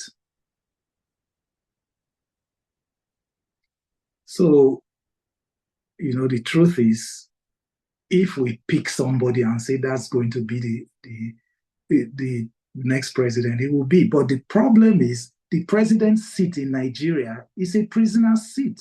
It's people who don't really understand. Let me give you an example. A Nigerian president can say, okay, I want to find the best person to be Minister of Finance. And he will ask his chief of staff, go and look at the best person. With the current culture we have in Nigeria, and I'm not talking about the person sitting there, I'm not talking about Timbuktu, I'm not talking about Bajabiamila, I'm talking about the seat. With the person that is there, with the way Nigeria works, he has just given that person business. The person will go out. Whoever gives him the most money, he will bring the CV to the president and say, this person, he can fly, he can walk on water, he can even disappear. So the president will say, okay, I'll come back to you. The president will call DSS and National Security Advisor and say, go and do your own independent investigation. Not knowing that all of them are already together, they've turned it into business.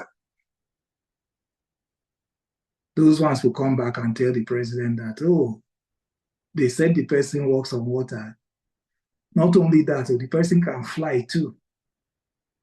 So what choice does the president have? A president cannot go and do the work himself. We are in serious trouble, and we better get our act together. And getting our act together means that you join a political party, you select who you want to work to do what, and you sponsor them. The power of our democracy is not even with the president. The power of our democracy is with the governors. They are the ones that decide everything.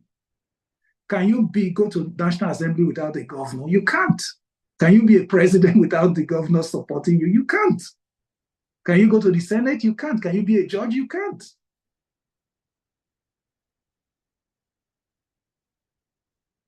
So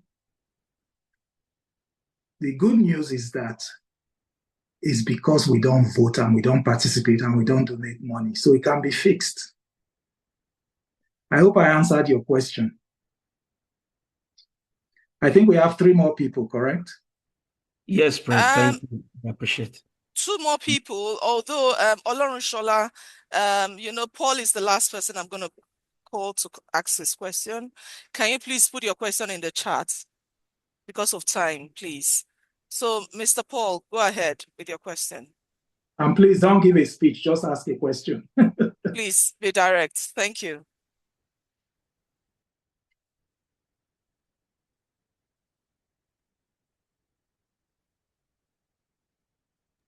Is Maybe Mr. Paul there? If he's not there, then Olorunshola, please go ahead. All right. Thank you so much. I'm here. Okay, go ahead. My mic was muted. Apologies for that. I said thank you for a recap. I joined late and I've gotten a view of what you said from your presentation.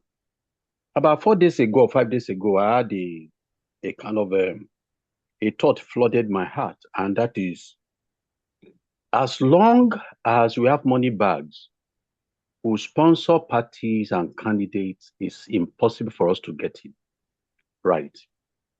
And the thought of we contributing as subscribers to parties, maybe like you said, 10,000 per person, and we are like 30 million people voting for a party with ideologies and good manifesto.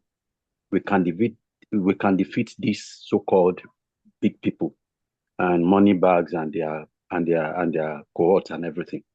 But the question I want to ask is this: is there any law in our electoral law, or any line, or maybe whatever, that stipulates that party subscribers or party members need to be paying a levy every month to sponsor their party? That's number one. If there's none, how do we go about that? Because I feel personally it's one of the ways to go in getting these things fixed. I've joined APC already, but purposely because I've been thinking of, I have a dream in a way. And as a member of this, as a participant in this class, I've joined a party and I'm interested to bring my little contribution to my national development. So how do we go if we do not have such clauses or such clause in our political electoral law that every party member must contribute? How do we go about that? Because I thought, will it not be possible for us to start another party with people of like mind that can go this direction? Thank you, sir. It's an excellent question, and it's a good transition. So you started by asking a legal question. I'm not a lawyer, but I know law. You don't need a law to be able to contribute to an association. A party is a political association. In fact, in the Nigerian constitution, you have freedom of association, which means you can have a political association, you can do whatever you like. You can even mobilize without being in a political party.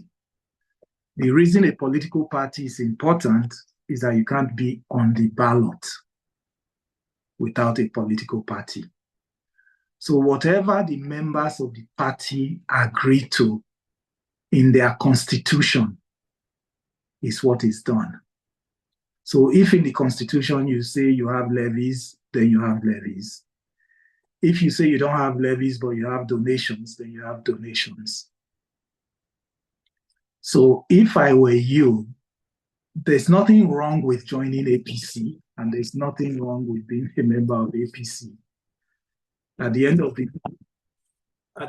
day, it's whatever your conscience, whatever party your conscience tells you to be part of. You have to remember that there are 19 registered political parties, and one was just added, so there are 20. Any of those can present a candidate that you decide to support, as long as you are comfortable with the candidate and comfortable with the party. And let me tell you something, any political party that can mobilize 20 million people to vote for their candidate in the next election will win the election.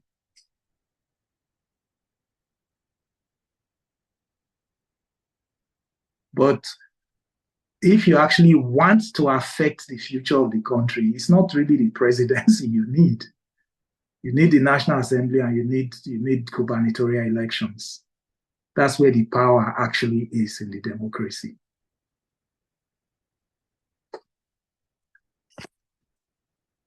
All right, so I think we have one more person, right? Okay, you want us to take the last person, Mr. Lawrence?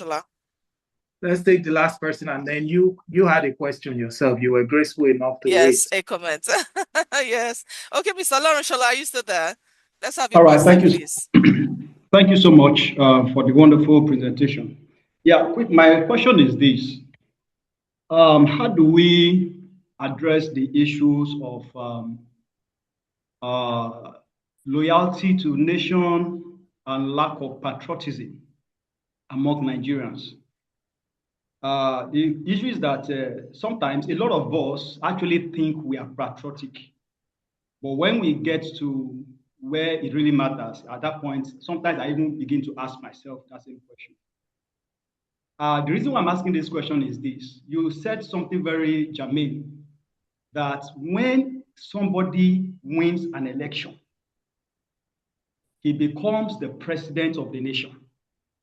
He's no longer the president, he's no longer just in charge of his political party. So if we are going to make progress as a nation, that means that we must shift our loyalty from party to the nation and agree to be loyal to Nigeria under the leadership of that person that has emerged. But right now, I think one of the greatest threats to us as Nigerians right now is the inherent division. Somebody will just come from America now and come and insult your president, insult Nigeria, and you will see Nigerians queuing behind the person, hailing the person, oh yeah, just because your candidate lost an election. Somebody, a president of another nation, calls your country a disgraced nation. We understand that we have our challenges, and in fact, you will have presidential candidates that will continue to trumpet this and call us disgraced nation. It's like we are happy. In fact, it has got to a point right now that it's like when there's a good news about Nigeria, some people are sad. And the bad news makes the headline more. So, you know, these things are, for example, now, I was part of a conversation about this American-Iran war. And somebody made a point that America actually thought, a lot of people actually thought that war, America is going to conquer Iran in just 2 days. But how Iran was able to sustain that war is because those people were united against the invader. But we have a situation in our country right now that if America says they want to come and invade Nigeria right now, some people are, in fact, we have people that are even, our people writing America, writing Trump, come and invade Nigeria. A politician even said, let America come and colonize Nigeria. So I'm just wondering, how do you think we can make progress and heal from this? And because honestly, for me, it's even more dangerous than the virus of corruption as far as I'm concerned. Thank you. I agree with you. You see, the problem we are having is back to culture. And we had a problem in 1966 and we've never addressed it. We've never addressed that problem. So until we address that problem, Nigerians don't see themselves as Nigerians. They see themselves as I'm an Igbo man, I'm a Hausa man, I'm a Yoruba man, I'm a Do man. That's the way Nigerians see themselves. That's one fundamental problem we're having. And with all due respect, the truth is we are actually not a good country. So when somebody says that about us, it should inspire us to change. There was a time when the whole world respected us. I don't know if you saw the state visit of our prime minister to the United States in the 60s. It was wonderful. So what we need to do, I keep going back to the politics. If we don't get involved and we don't join a proper political party, and I will encourage you guys to read my book when it's published. It's called The Reckoning. It addresses all these things. What happened in 1966 and why we still have a hangover. Because we've never dealt with it. We do what we do as Nigerians. Some will have a problem, we just sweep it under the carpet and continue as if it never happened. That's the biggest problem we're having. So if we want this problem solved, we have to join a party that we feel comfortable with.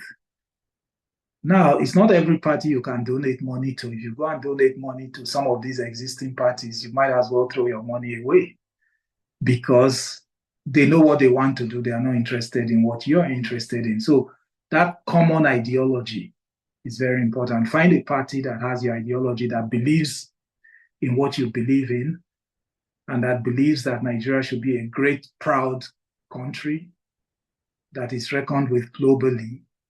And then you start from there. And there are more Nigerians like you than not. These problems we are having, the people creating all these problems, they are less than 5,000 people. And 250 million people have refused to participate in the process. So you get what you get. Who is next, please? Thank you so much, Prince. I think that's all for now. My previous question has already been asked by someone else, but I still have a comment. And my comment is, as a cohort, that's for CSG, as a pioneer cohort, we've been laden with the task to come up with like a policy, okay, as one of our projects. And I feel we're going to take up your offer, right? Because as we are, one of the mindset shifts we have today is that it's not all about corruption, right? It's about revenue generation.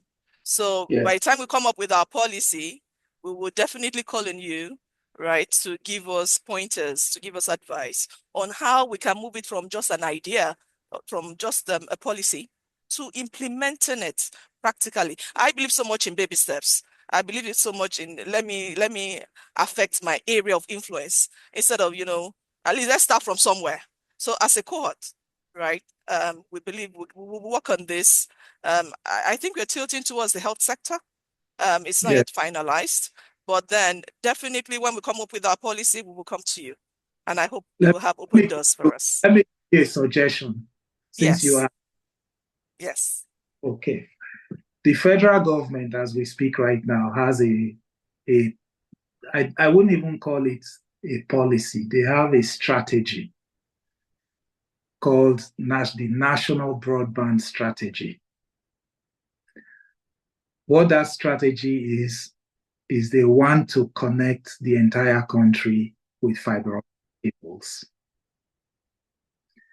Now, World Bank says they will give them the money, but only God knows whether they will give them the money. They need, I think, about $2 billion to do it. So I will challenge you guys, because you see, when you are developing a business strategy,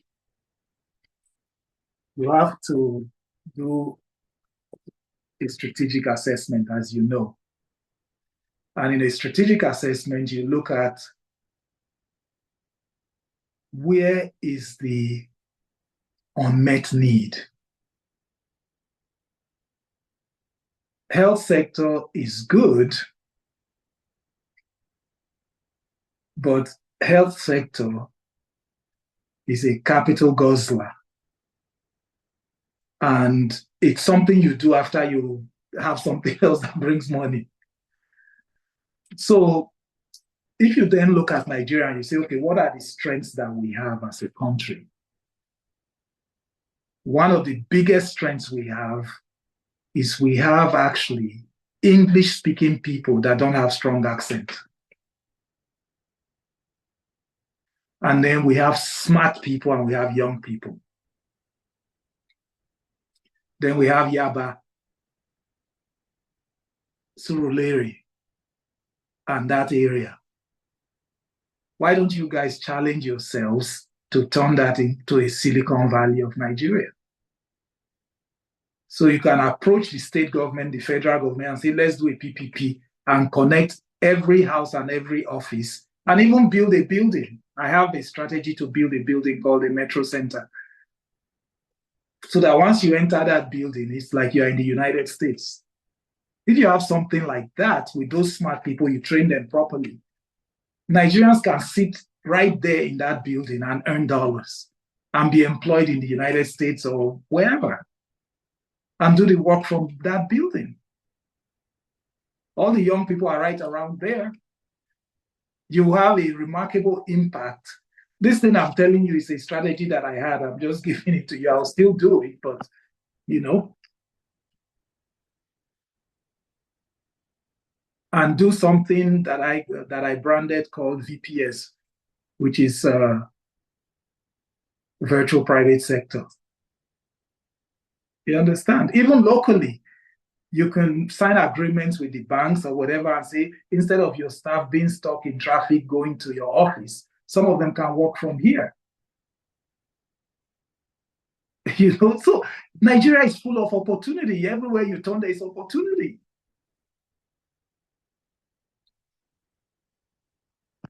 So that's one thing that you may want to think about.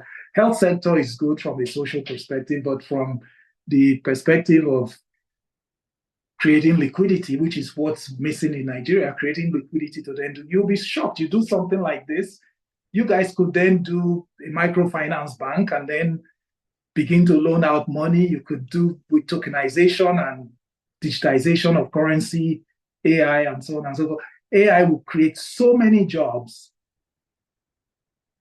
People think AI will kill jobs. I'm a technology guy, and I've been building a financial software on AI for the last year and a half. And I know how many times I break AI in a day. Sometimes 30, 40 times they'll get confused and I have to teach it what to do.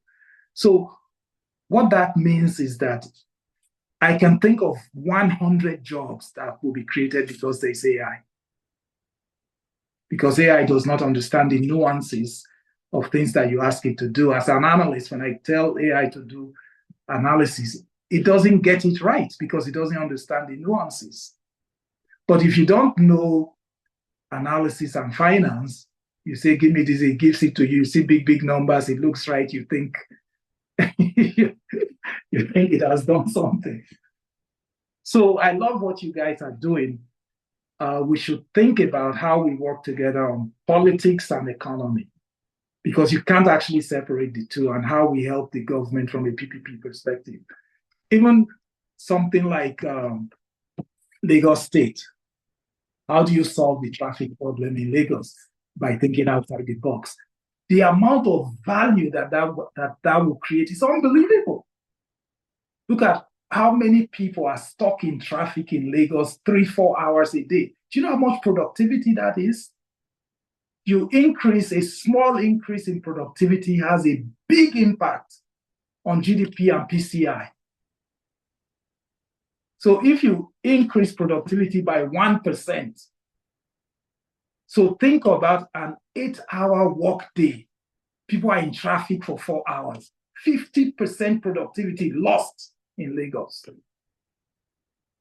Unbelievable. So I've enjoyed the conversation. Unbelievable. Thank you so much, Prince. We will definitely take this discussion out of here. I want to believe that the CSG team, they will help us with your email address and your contact details, because definitely we are reaching out to you after this session. Thank you so much. Fellow participants, what do you say to Prince Tom? What do you say about the webinar, the session? Can you put that in the Awesome. chat? Put it in the chat, please. Put it in the chat. Thank you so much. So the School of Government, they have a video for us. So let's stay tuned and watch the video. Thank you. Thank you Thank you very very much. much. Take care. Thank you very much, Prince. Yes, thanks.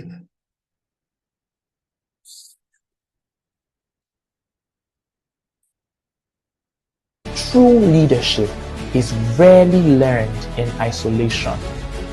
It is forged through experience, guided by reflection, and strengthened through the transfer of wisdom. This is the Citadel School of Government's mentorship initiative. Just to confirm, can you hear the audio of the video? Yes. Yes. Yes, we Yes, can. yes, we can. Yes, we can. Yes, we can hear the audio. For the year 2026.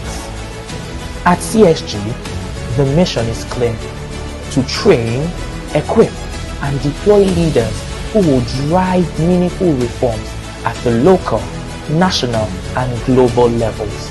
Shaping the future requires more than theory.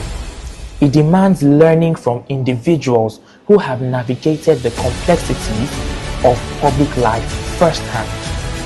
This year, the program brings together a formidable lineup of Nigeria's most distinguished statesmen, technocrats, and civic champions, each offering a wealth of experience and insight. His Excellency Chief Olusegun Oshoba, a veteran journalist, politician, and former governor of Ogun State, provides unparalleled perspectives on partisan politics, coalition management, and democratic consolidation. His Excellency Dr. Kayode Fayemi, a scholar and former governor of Ekiti State, exemplifies how bold ideas can be translated into actionable policy within politically complex environments. His Excellency Obong Victor Atta, an architect and former governor of Akwa Ibom State, is renowned for his strategic agenda setting and long-term approach to infrastructure development. Dr. Joe Ojomakin, president of Women Arise for Change Initiative, stands as a powerful voice in civil rights advocacy, teaching the importance of principled resistance and defending civic space. Engineer Aramide Adeyoye, former special advisor on works and infrastructure in Lagos State, demonstrates how technical expertise can be aligned with administrative discipline to deliver impactful public projects. Mr. Mike Igini, former resident electoral commissioner at INEC, represents the highest standards of electoral integrity, institutional compliance, and adherence to the rule of law. Mr. Segun Oloketiri, former managing director of Wema Bank, brings a strong example of ethical enterprise leadership, risk management, and institutional turnaround. Mr. Clement Nwankwo, executive director of Policy Legal Advocacy Center, has played a foundational role in legislative governance, using legal advocacy as a powerful instrument for social change. Professor Taiwo Ojo, a respected academic and strategy scholar, bridges theory and practice through capacity building in leadership, career, business, politics, and governance. Right Honorable Lanre Laushe, business leader and a former principal officer at the House of Representatives, contributes deep insight into strengthening democratic institutions through legislative oversight and corporate accountability. Yemi Adamolekun, former executive director of Enough is Enough Nigeria, continues to lead efforts in citizen empowerment, transparency, and behavioral reorientation in governance. These mentors offer more than instruction. They provide perspective shaped by real triumphs, difficult failures, and defining ethical crossroads. The initiative presents a unique opportunity to engage directly with history makers while sharpening leadership capacity alongside fellow executives, founders, and public officials.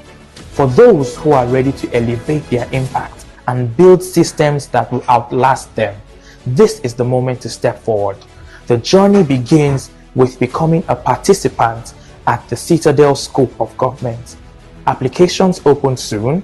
Prepare to take your place.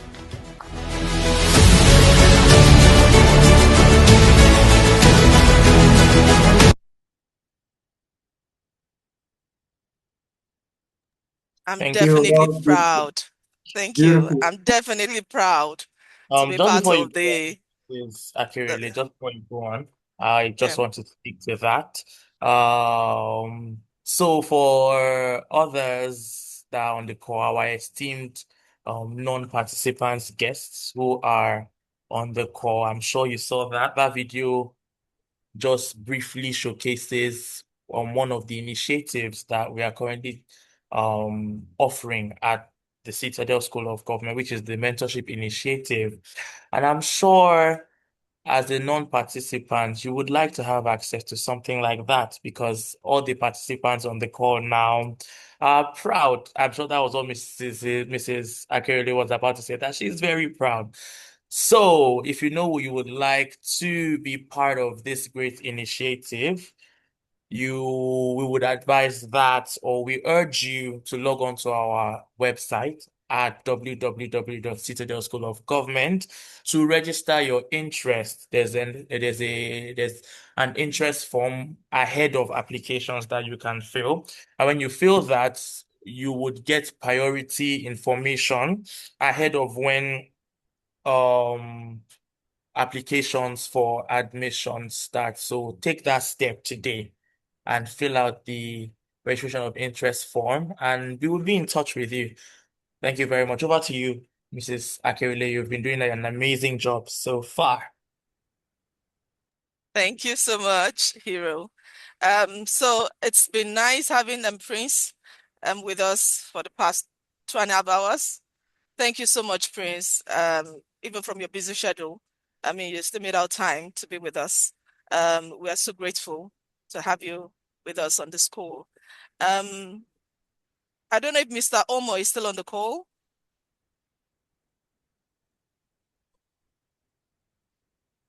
So, Hero, can we close out? Is it okay to close out now? Let me check that. Let me confirm that Mr. Omo is not on the call. If he's not on the call, then I will just close out on his. He's on the call. Mr. Omo is on the call. Okay. Mr. Omo, over to you, please. Thank you very much.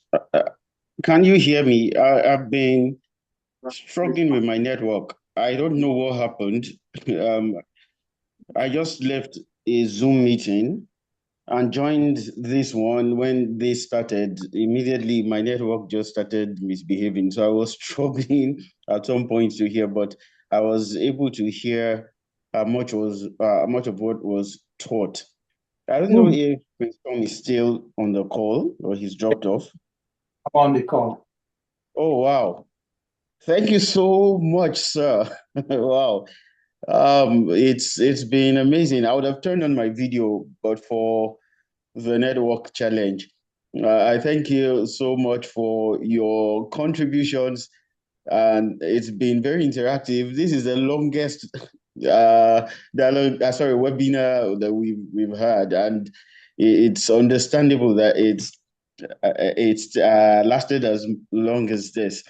Thank you so much. I noticed the debate around corruption when you said the biggest problem is not corruption. It reminded me of what the founder said, that he met a minister in the UAE, and the minister told him that the difference between Nigeria and the UAE is not that they are not corrupt, but that when their officials steal their funds, they deposit them and invest them in their country. But when the Nigerian officials steal their Nigeria's money, they just ferry it outside their country. And that's essentially what you were talking about.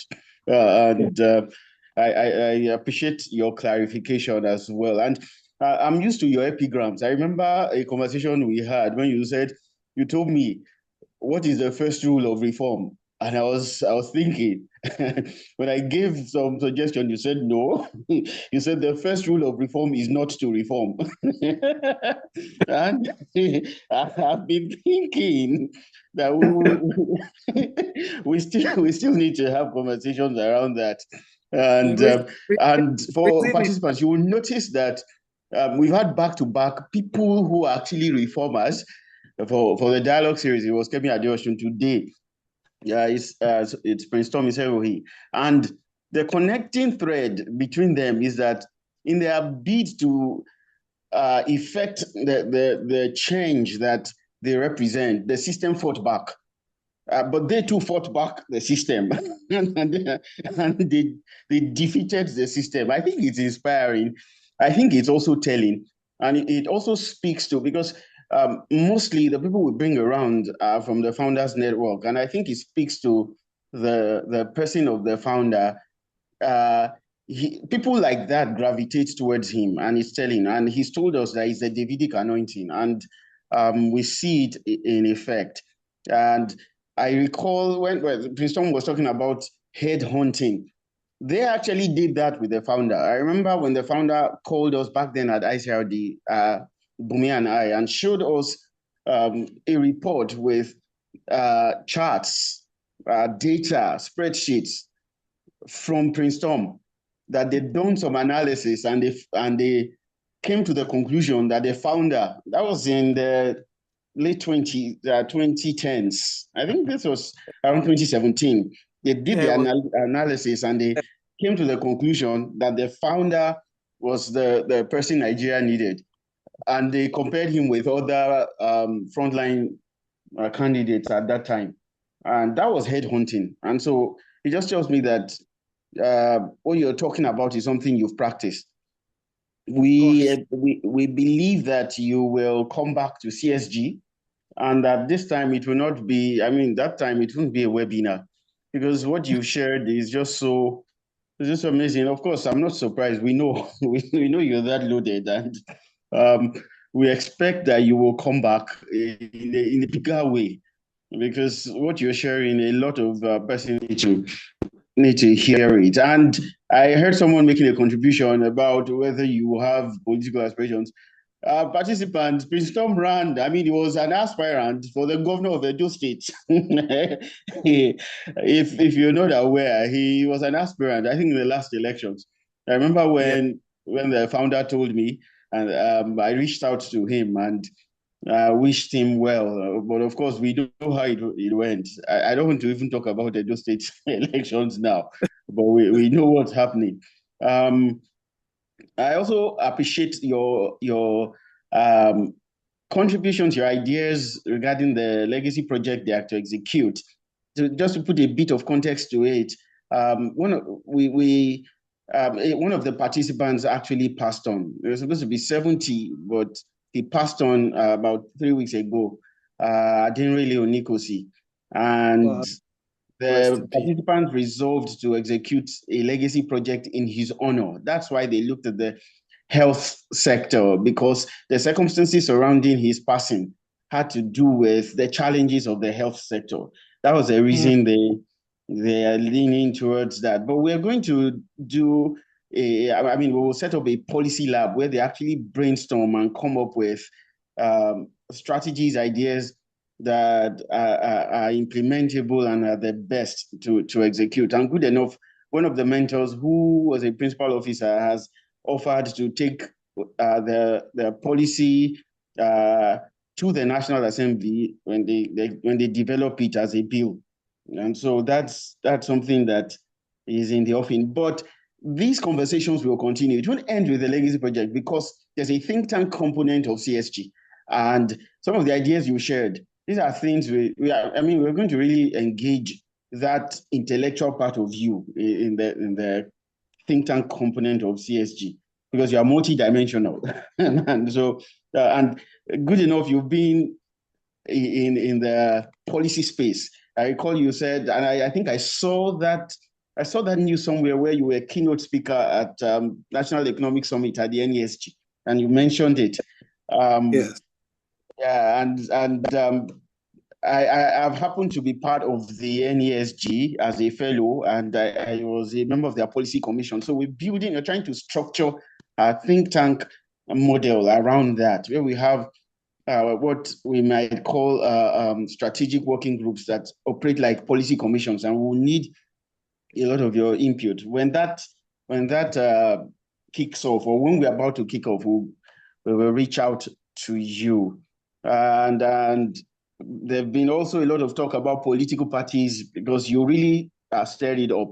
Part of what we are thinking, planning to do is that ahead of their graduation, we'll have a political parties day where we'll invite different political parties to come speak to our participants and convince them why they should be members of the party. That's what we'll start with. I'm happy that the moderator said she likes baby steps. That's a baby step where to start, and we hope that in the end, every graduate will be a member of a political party. And if you choose not to be, it will be because you're definitely making a difference as a non-partisan person. But we'll create that atmosphere. And we're looking forward to the future where CSG, either solely or in partnership with other non-partisan organizations, will host presidential debates. Those are some of the things that we're looking forward to. And there's a lot we know we can glean from your wealth of experience. Thank you so much for this. And it's just the first step. We'll come back. Thank you so much. And to our dear moderator, Kerele, you've done a fantastic job. And it was a good decision to reach out to you to moderate this session. And we thank you because of how you did it. Thank you so much. And we thank all the participants who joined, even the non-participants who joined. You've seen what it takes to be a participant, so we expect you to take a step. Gratitude as well to the staff of CSG. Thank you again, Prince Tom, and thank you, everyone. Good night. Thank you. Thank you, Director. Good night, everyone. Yeah. Bye. Good night, everyone. Bye-bye. Good night. Thank you.